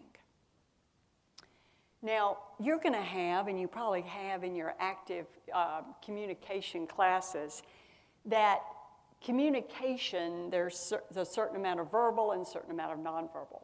This is one that I chose to put up because I do think that, especially in today's world, this is the true percentage. Our communication is 7% words. So all that talking that we do. Tone is 38%. What's the tone of our voice? Have you ever had somebody say, yeah, I heard what you said, but it was the way you said it that just really bothered me? Well, what'd I do? So the tone, 38%, and then body language, 55%. What do we do when we're afraid or there's an automatic desire to protect ourselves, right? So we have a sense, what do we start doing in our body language with fear? We start closing, don't we? We look away, don't have eye contact, because the fear of being found out or closing off. And that's why in your open communication, and you'll have this more in psychiatric nursing, is just being aware of our presence when we're with people. When we sit down, what's our body posture? Do we sit down and close off? Do we sit down and look away? Do we stand behind the desk? Do we stand behind the computer? Do we have the computer looking this way? And then, how are you feeling today? Any other problems? What am I communicating with my body language? I'm asking the right questions. But my body language is saying, let me just get this over with. And that patient is not going to tell me anything other than to answer the question. So that openness and that desire. So words 7%, tone 38%, body language 55%. That tells me that 93% of communication is nonverbal. We know this. Have you ever been, you probably have already experienced this. Do you go to report, or do you all not go to report? Do y'all not do that yet for nurses on units? Do y'all just have your own report? Have you been to report on a unit? You don't do that. You haven't done that. Okay, no worries. You will be doing that at some point, and you walk in. And you walk in and you can sense from body language biases, prejudices toward patients and what has happened, right? A report should never hold bias. A report should always be factual. It should state behaviors. It should state emotions that have been expressed. But the commentary on that is what evokes and promotes a bias that then impacts the next shift. I know I would have students who would go into patients' rooms and they'd say, Ms. Helms, what I didn't quite get was what that nurse said in the report. I just didn't find that with Ms. Jones. And I went, why do you think that was the case? Well, I just decided that I wasn't going to listen to what that nurse said because I knew that's what happened, but maybe there was more going on. Yeah. So the way that student went into that patient's room with an openness determined the emotional barriers that that patient did not put up because they felt safer and they didn't need to be on the defense. So it's very important that we recognize that 93% of our communication is nonverbal, and being objective is so important. Now, remember I told you about the way that we can build that prefrontal cortex, this diaphragmatic breathing. Now, I love this because I want you to remember that you are becoming professionals, right? A professional nurse. And with professionalism come responsibilities and outcomes that impact our culture, our world, because of the care you're giving to patients and families. So look here at the acronym, and it's going to be PRO. You're going to pause, you're going to relax, and then you're going to be open. And when I say that with the pausing, you have to stop in order to breathe. And when you breathe, that diaphragmatic breathing is going to allow that openness. We know that when we are stress breathing, what happens to our vision? If I'm fight, flight, freeze, or collapse, what am I doing? Narrowing my vision. That's right. It's all about going forward. I got to get out of here, right? So with that, my peripheral vision, my awareness of my surrounding is going to be very limited. So what we know with walking into a patient's room, I walk in, I've got the computer, and I say, "Good morning, Ms. Jones, how are you today?" And I start looking at the computer, right? It's the checklist. It's everything that I have to get done. Who am I not looking at? The patient, right? Now, I start on my focus, and I totally miss that Ms. Jones is wiping a tear from her eye. I totally miss it. Ms. Jones then, by my lack of looking, giving eye contact, she knows I'm on a mission. And I'm not real concerned about what's going on, so she's going to accommodate me or either act out. We know that patients who stay, studies have been shown, patients who stay on call bells, what are they asking for? Attention. They're scared.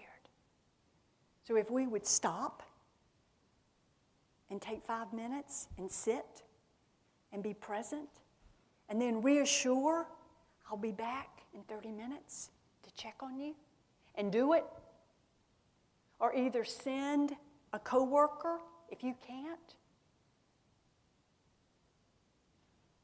your workload is going to decrease because you have been more aware. So what we have to do is pause. This opens the door to the present moment. So I'm saying I'm going to stop. I'm not going to get caught up in the frenetic pace that's holding me back. I'm going to relax. I'm going to do this diaphragmatic breathing. Relax heals what the pause reveals. The pause is showing me, things are out of control. I'm going to scream. And then open. Our awareness is wider and more spacious. So this is what I want you to do. And I tell students this, And my response from students most of the time has been that this helped me as much in my private home life, personal life, as it did in my professional life. One student told me that went to school, came home, and she did this for 30 seconds in the car before she walked in the house. And she said at that moment, when her awareness opened to her children and spouse, that they weren't fighting for her time, and chaos didn't erupt and spiral, because she walked in with an openness and took the time to be present, which then took much of the stress of competition for time and energy out of the air. So I want you to sit with your feet on the ground. And mindfulness-based stress reduction, when you hear about mindful walking out in nature, a lot of that is when your feet are touching the ground, that awareness of groundedness. When you look at the leaves on the trees and you notice the veins, just being present and aware. So I ask you to sit and your hands on your, just down, so just relax. That's what I'm asking you to do, just relax. I close my eyes because it's the wandering mind. So often our minds just wander. We can't control that. But I'm going to use some words. And words, if you're thinking of a word, your mind doesn't wander. So that's why when you breathe in, you think of a word. And you breathe out, you think of a word. And that will prevent the mind from wandering because we're natural wanderers. When I took this mindfulness-based stress reduction course through Duke Integrative Medicine at 6 weeks, and halfway through the course, there are 4 or 5 who say, I'm out of here. This is not working. And so the instructor would say, just keep going. And if you can get to the 6th week, then your mind adapts. That is true. And I've learned a lot about with my wandering mind because my mind constantly goes. Gets on my nerves sometimes. I can imagine what it does to others. But that mind that wanders, but if I put a word in. So what we know, and I'm gonna count it out for you, but I want you to focus on a word. Because when I'm doing diaphragmatic breathing, I will breathe in and I will use my fingers to count so I can stay with a word. I might, like this morning when I did mindfulness breathing, my meditative devotion was on I breathe in love because I am beloved, and I breathe out hope. So my word in was love, and my word out was hope. Now, when I breathe in, we know that we breathe in to the count of 4. We hold for 7, and we breathe out through our mouths for 8. All right? If you aren't used to taking deep breaths, you may get a little dizzy, yeah? Because we're chest breathers. And fight, flight, or freeze, right? But diaphragmatic breathing, which decreases stress hormones, put your hand right here. And you'll know you are diaphragmatically breathing if your abdomen goes out, okay? So let's breathe in through our nose.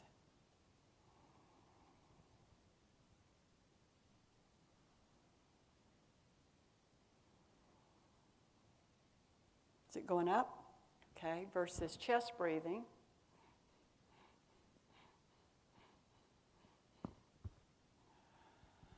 So it's a practice. Most of us are stress breathers, chest breathers. So we breathe in 4, hold it for 7, and out for 8. Now that's the one I have found that works best for me. There are other numbers, so don't get caught up on that. The idea is that you're breathing in, you're holding, and then that breathes out and depresses stress hormones, okay? So let's do, I'm going to count it for you, and then, but you can, and as I say, I close my eyes because we're not as distracted, but you do what's comfortable for you. So let's breathe in, hold,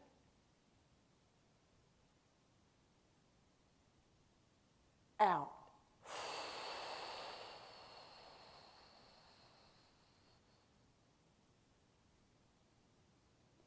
In,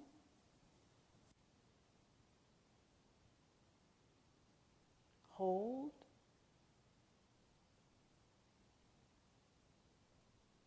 out.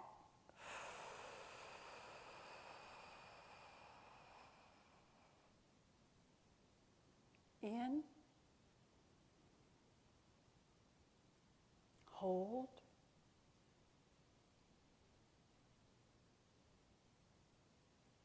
out.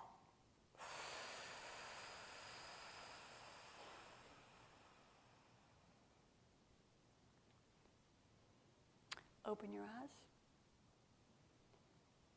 How do you feel?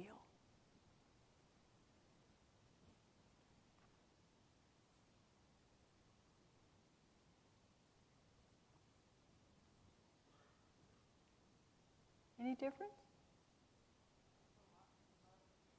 Pardon? I'm sorry. Oh, oxygen. It's kind of hard to do it with mask on, too. The point is your hormones, you relax. You relax, and when you relax, there is an openness. So what I tell students to do with this is before you walk into a patient's room, go to the bathroom, go in the med room, stand outside the door, and do 2 or 3 diaphragmatic breaths like this. It takes about 20 seconds. And when you walk in, there is an openness to that patient. Do it before you walk into the hospital.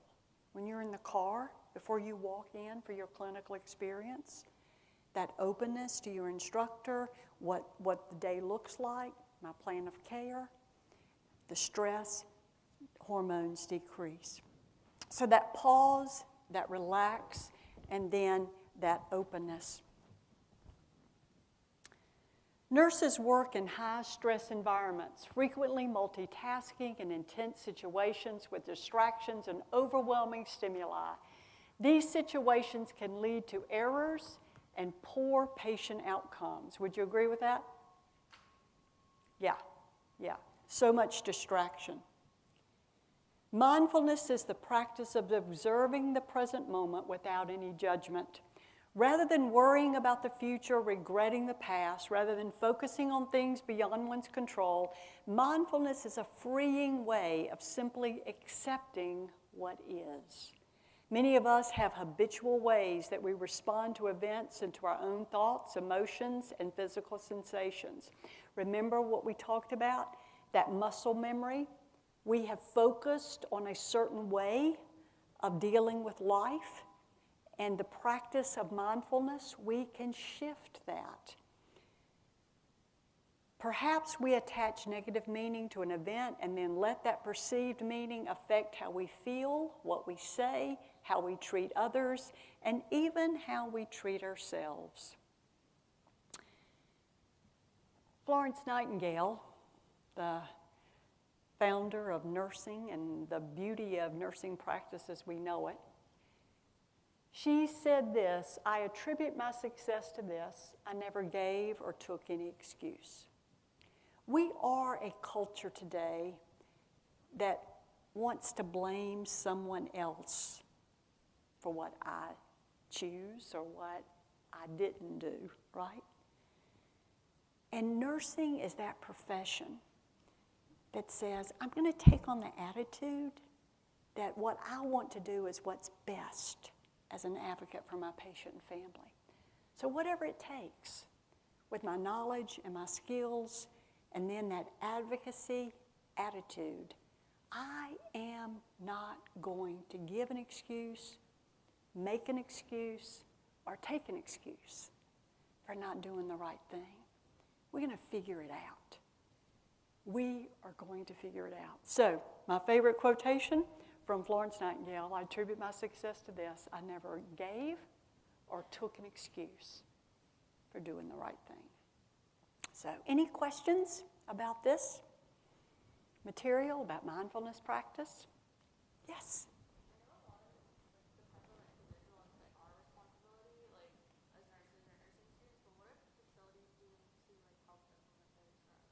Oh, yeah. What your question is, we know this is our responsibility, but what are facilities doing to implement this, right? What are facilities composed of? Nursing homes, hospitals, clinics. Who's there? Us. This is what the research, quality, safety, education, and nursing, the Institute of Medicine, see, that's where change happens. Policy changes are evidence-based. And when we have the evidence and we have the passion to do the next right thing, change happens. But if I think something and you're working against me and you say that's a bunch of baloney, and I'm missing what's the best thing for my patient, then change doesn't happen. It's just infighting. Because I don't want to do it. I don't want to do it. I don't want to do it. I'm fine with the way I am. You know, power and control. And if we, that's why I believe it's so important. That's why your nursing program here implemented mindfulness practice throughout the program, because this is what the research shows. But if we don't take it on, but let me finish it here. I will say that in order to take it into our healthcare facilities where our patients are and families, and that's where they need it, it has to start with us. See, I've got to believe it. See, if I tell you that the way to insert a Foley catheter, the research shows and the data shows and the evidence shows that you need to do this, this, and this every time to decrease infection, and you say, I'll do the first two, but I'll be doggone if I'm going to do number three. I don't have enough time to do that one every time. What's going to happen? Increase infection and outcomes, poor outcomes. So it's not a matter of picking and choosing. That's what science is always teaching us. Science changes. So do we have that inquiring mind to always want to be on the cutting edge of what's the next best thing? So I wish I could say that every facility is on top of this. But I can't say that because the employees aren't on top of it. And that's why it's so important. That's why your instructors want you to hear this now.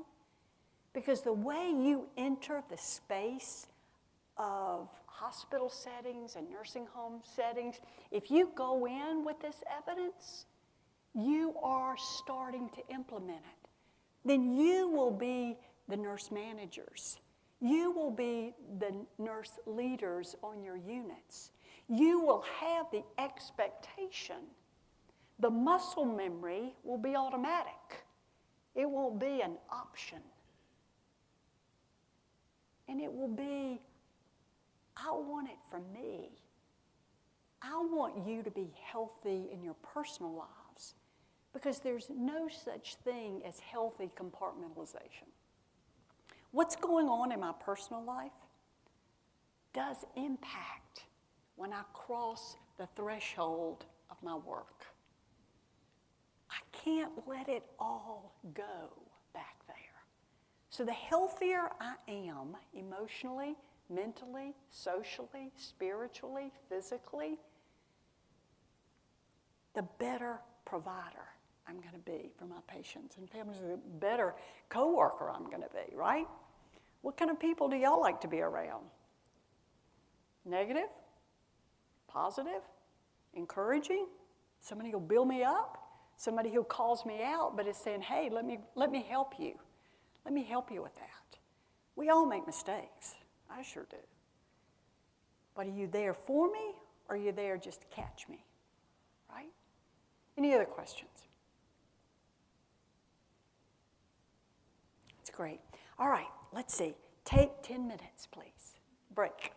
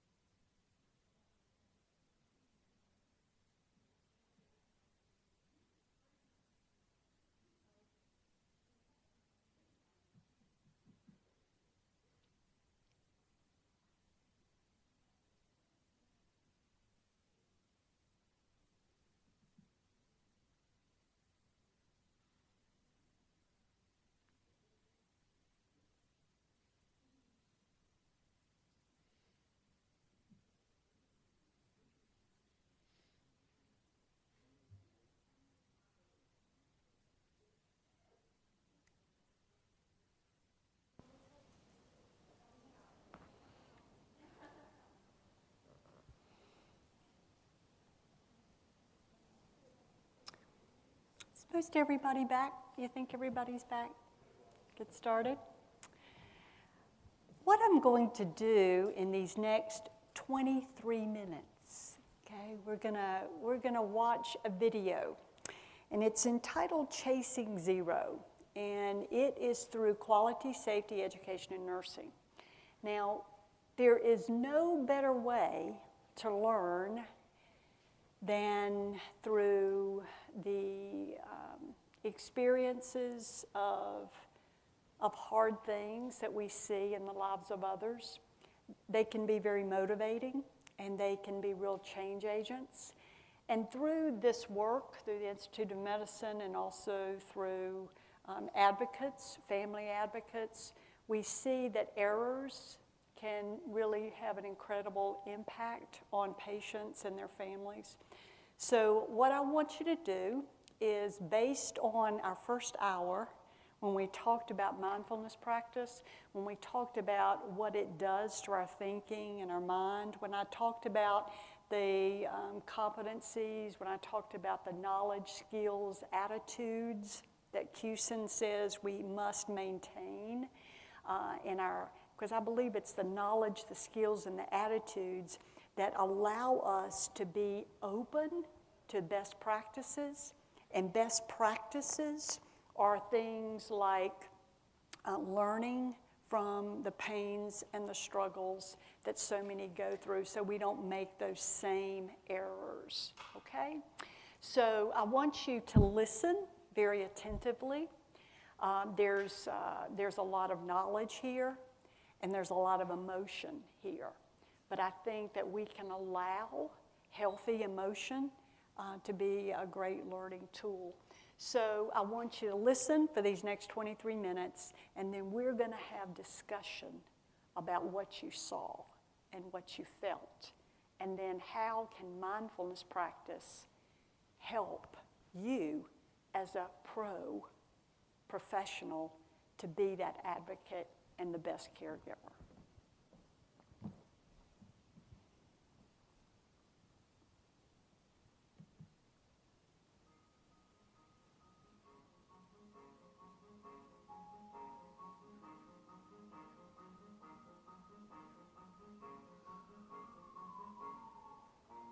Most of us think of hospitals as cathedrals of healing and hope. And we stand in awe of the doctors and nurses who work in them as the architects of miracles. But even the best hospitals can be dangerous places with unknown hazards that can cause catastrophic harm. They are the battlefield of a war with an invisible enemy that never sleeps. Failing support systems that can't keep up. I found out about healthcare harm because it happened to my family. Since 1999, we've known that more than 100,000 Americans die every year because of healthcare harm. That's the equivalent of more than 10 jumbo jet airliners crashing every single week.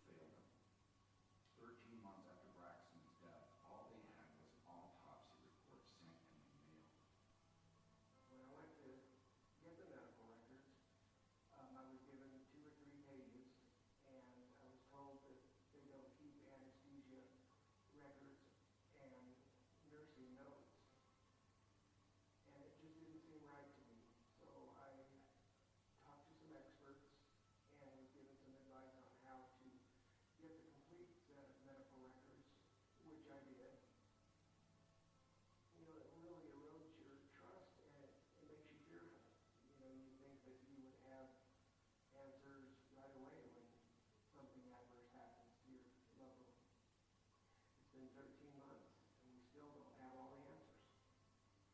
And so you don't have closure. No closure at all. You know, a lot of time I think that lawyers get involved, and hospitals, lawyers get involved, and the focus seems to be on risk management after an accident occurs.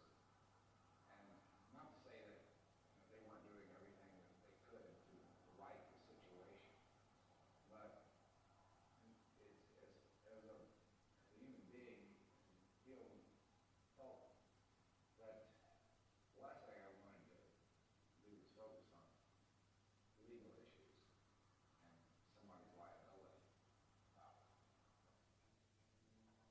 You know, the last thing we wanted was to hire an attorney, just to get the answers that we should have had all along.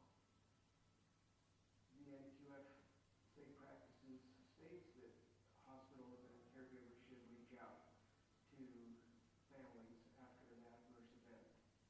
Without any type of communication, it makes us feel that, you know, Braxton didn't mean anything to anybody but us. And, you know, you just can't, you have to communicate. You know, it's the most important thing there is.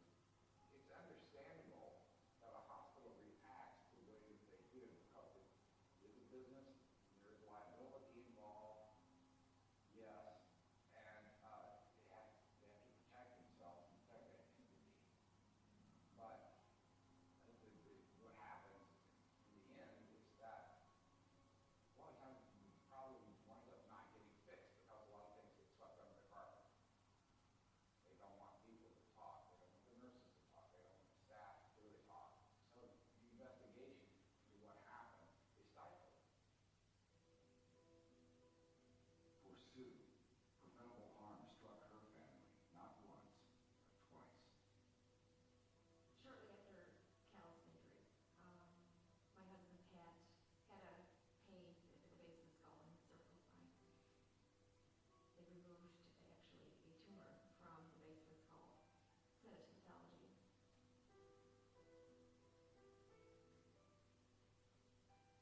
The surgeon came out when my husband was in the operating room, and he shared with me that it was a benign tumor.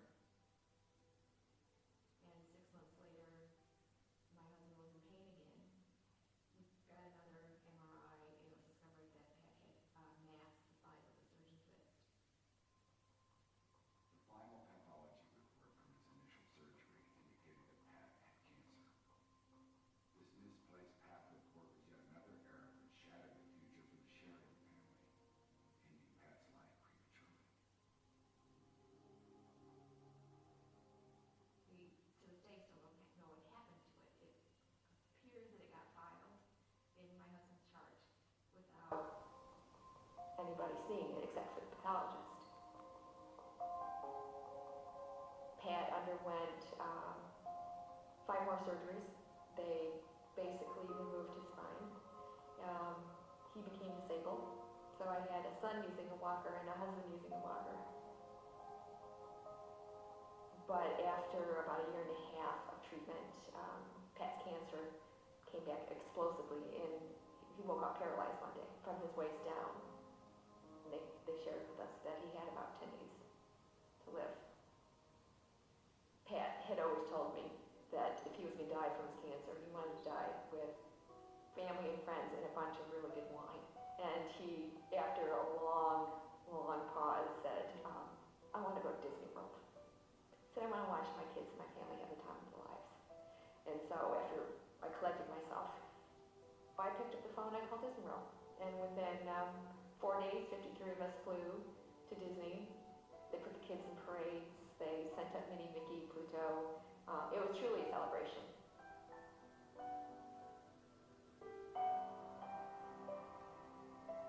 On the 3rd day, Pat died at Disney World.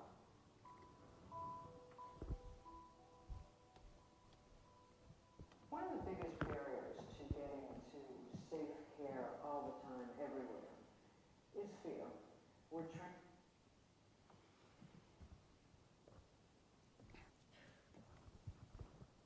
What are you feeling? Anger.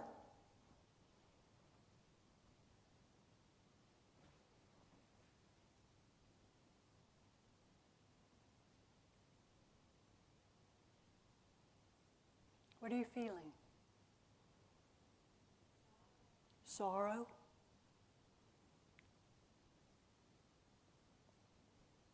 Empathy? Kind of entered the space, didn't you?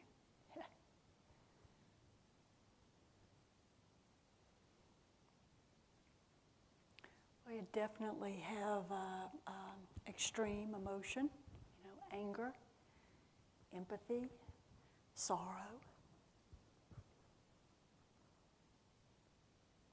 Could this happen in your world of influence?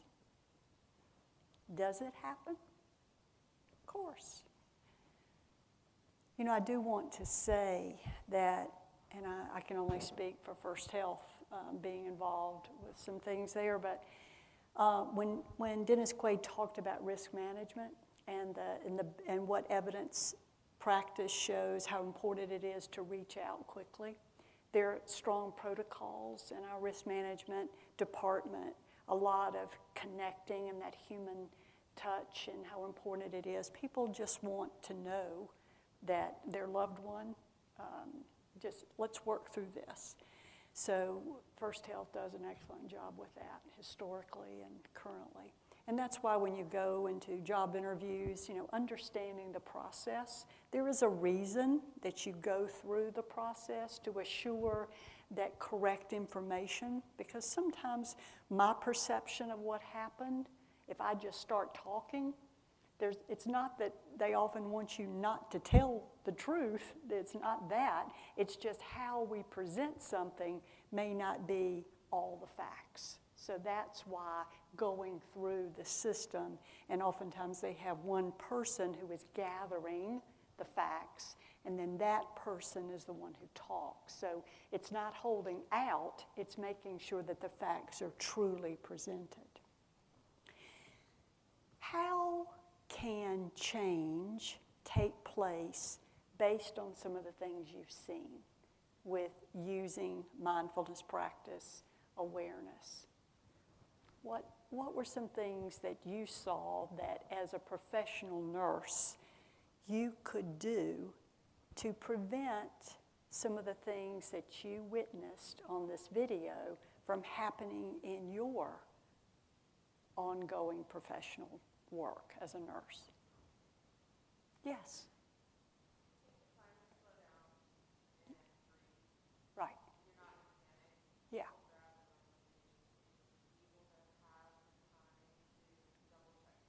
Right. And that's excellent point. And when even with the two vials, the heparin flush versus the heparin, what do we always do with a medication? How many rights are there? Yeah, So what obviously happened twice with those twins? Yeah. Because remember I talked about earlier, if there are three things we've got to do every time, and if you decide I'm not doing it this time, and you decide I'm going to do it this time but not next time, it's like Russian roulette, right? It's like this coronavirus. I've deemed it as Russian roulette. That's what's so serious about it. We don't know who it's going to land on and destroy, right?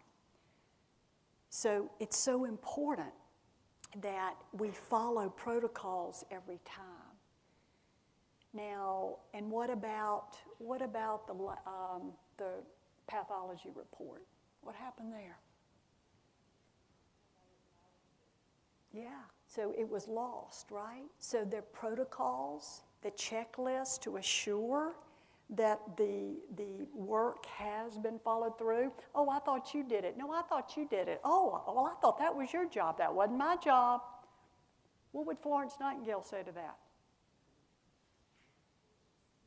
That's an excuse, right?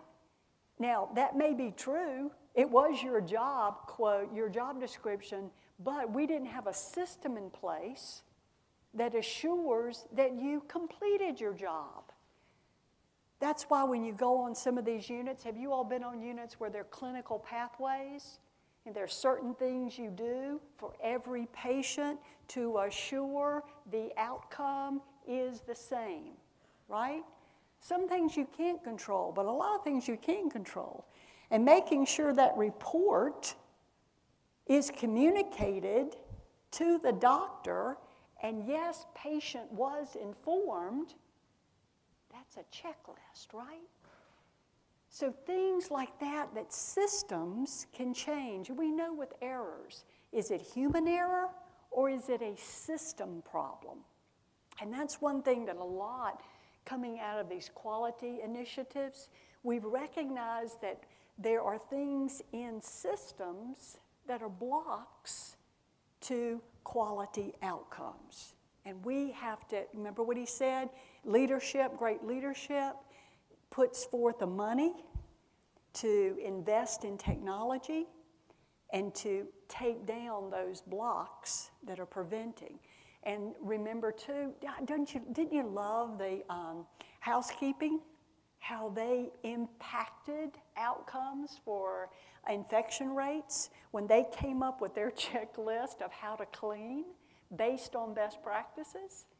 So everybody is invested in healing for patients. Because if I come in with abdominal pain, I have an emergency appendectomy, and then I go home with MRSA that I've gotten in the hospital because someone didn't clean something well, that wasn't just the nurse and the surgeon's responsibility, that was housekeeping. So everybody impacts outcomes for quality. What else? What else did you hear, and what else what impacted you, hopefully, that will do something that will spark you going forward today in your second semester of nursing? Communication, that's huge, right?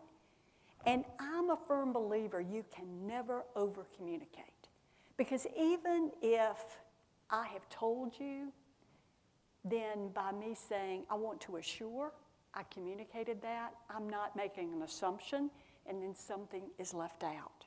So it is so important that communication be effective and that we recognize how we communicate to assure that outcomes, because everybody hears things differently too, and especially if we're busy. I've heard somebody say recently, yes, I heard you, but I wasn't listening.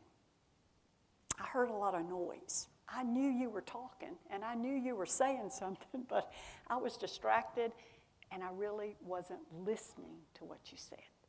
So that's why we have to bring ourselves in the moment to really listen. And when we walk into a patient's room, that mindful breathing, that open awareness. When I walk in, I don't look straight at the computer, I look at the patient. Pulling up a chair, because patients perceive that someone who is sitting with them is in their presence statistically much longer than if they remain standing over them at the foot of the bed. So it's important what we do with our body language in communication. What else? Yes? Okay, organizing a team and accountability. Do y'all like that word? Accountability. Why would we not like that word?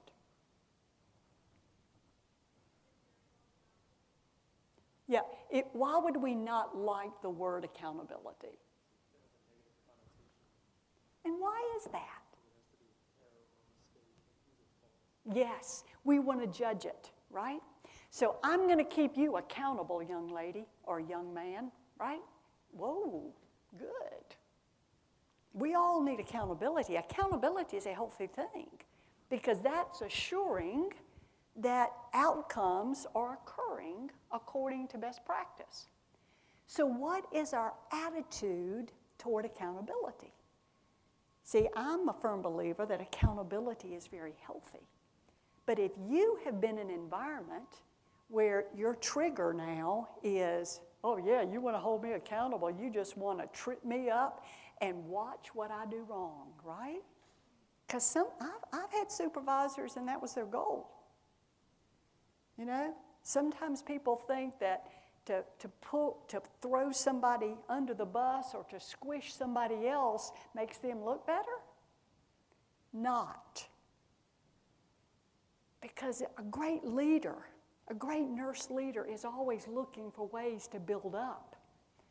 So what you're accountable for is the same thing I'm accountable for. So if I can't do it, you know, one of the great lessons of leadership, you want to see those great leaders willing to do whatever it takes. Because I'm not going to ask you to do something for a patient that I'm not willing to learn. I may not have a skill. You may be able to teach me something as supervisor. I don't know how to do it, but I'm here to help you. So teach me and we'll work together to assure the outcome. What's that do for your respect toward me? So much respect. Why? Yeah, I mean, it's like we are together. And I wouldn't even say get on your level. I don't want us to do this hierarchical thing. Because teamwork is we. You know, it's not you down there and me up here and I'm going to my office. No. We. I've got an office, but I'm going to come out of that office to assure that we are all accountable for the outcomes. Because as you saw in this quality, safety, education of nursing, it's all of us. It's housekeeping, it's dietary, it is physicians, surgeons, technicians, pharmacists, nurses, nurse aides, everyone who is touching that patient in whatever way is impacting quality outcomes. So as you go out of here, my hope of the beloved, remember that? Love, hope. My hope is that you will take on mindfulness practice, that you will be present in the moment without judgment, and that you will practice an awareness of self-awareness, self-management, an empathic response that exudes compassion to your patients and families.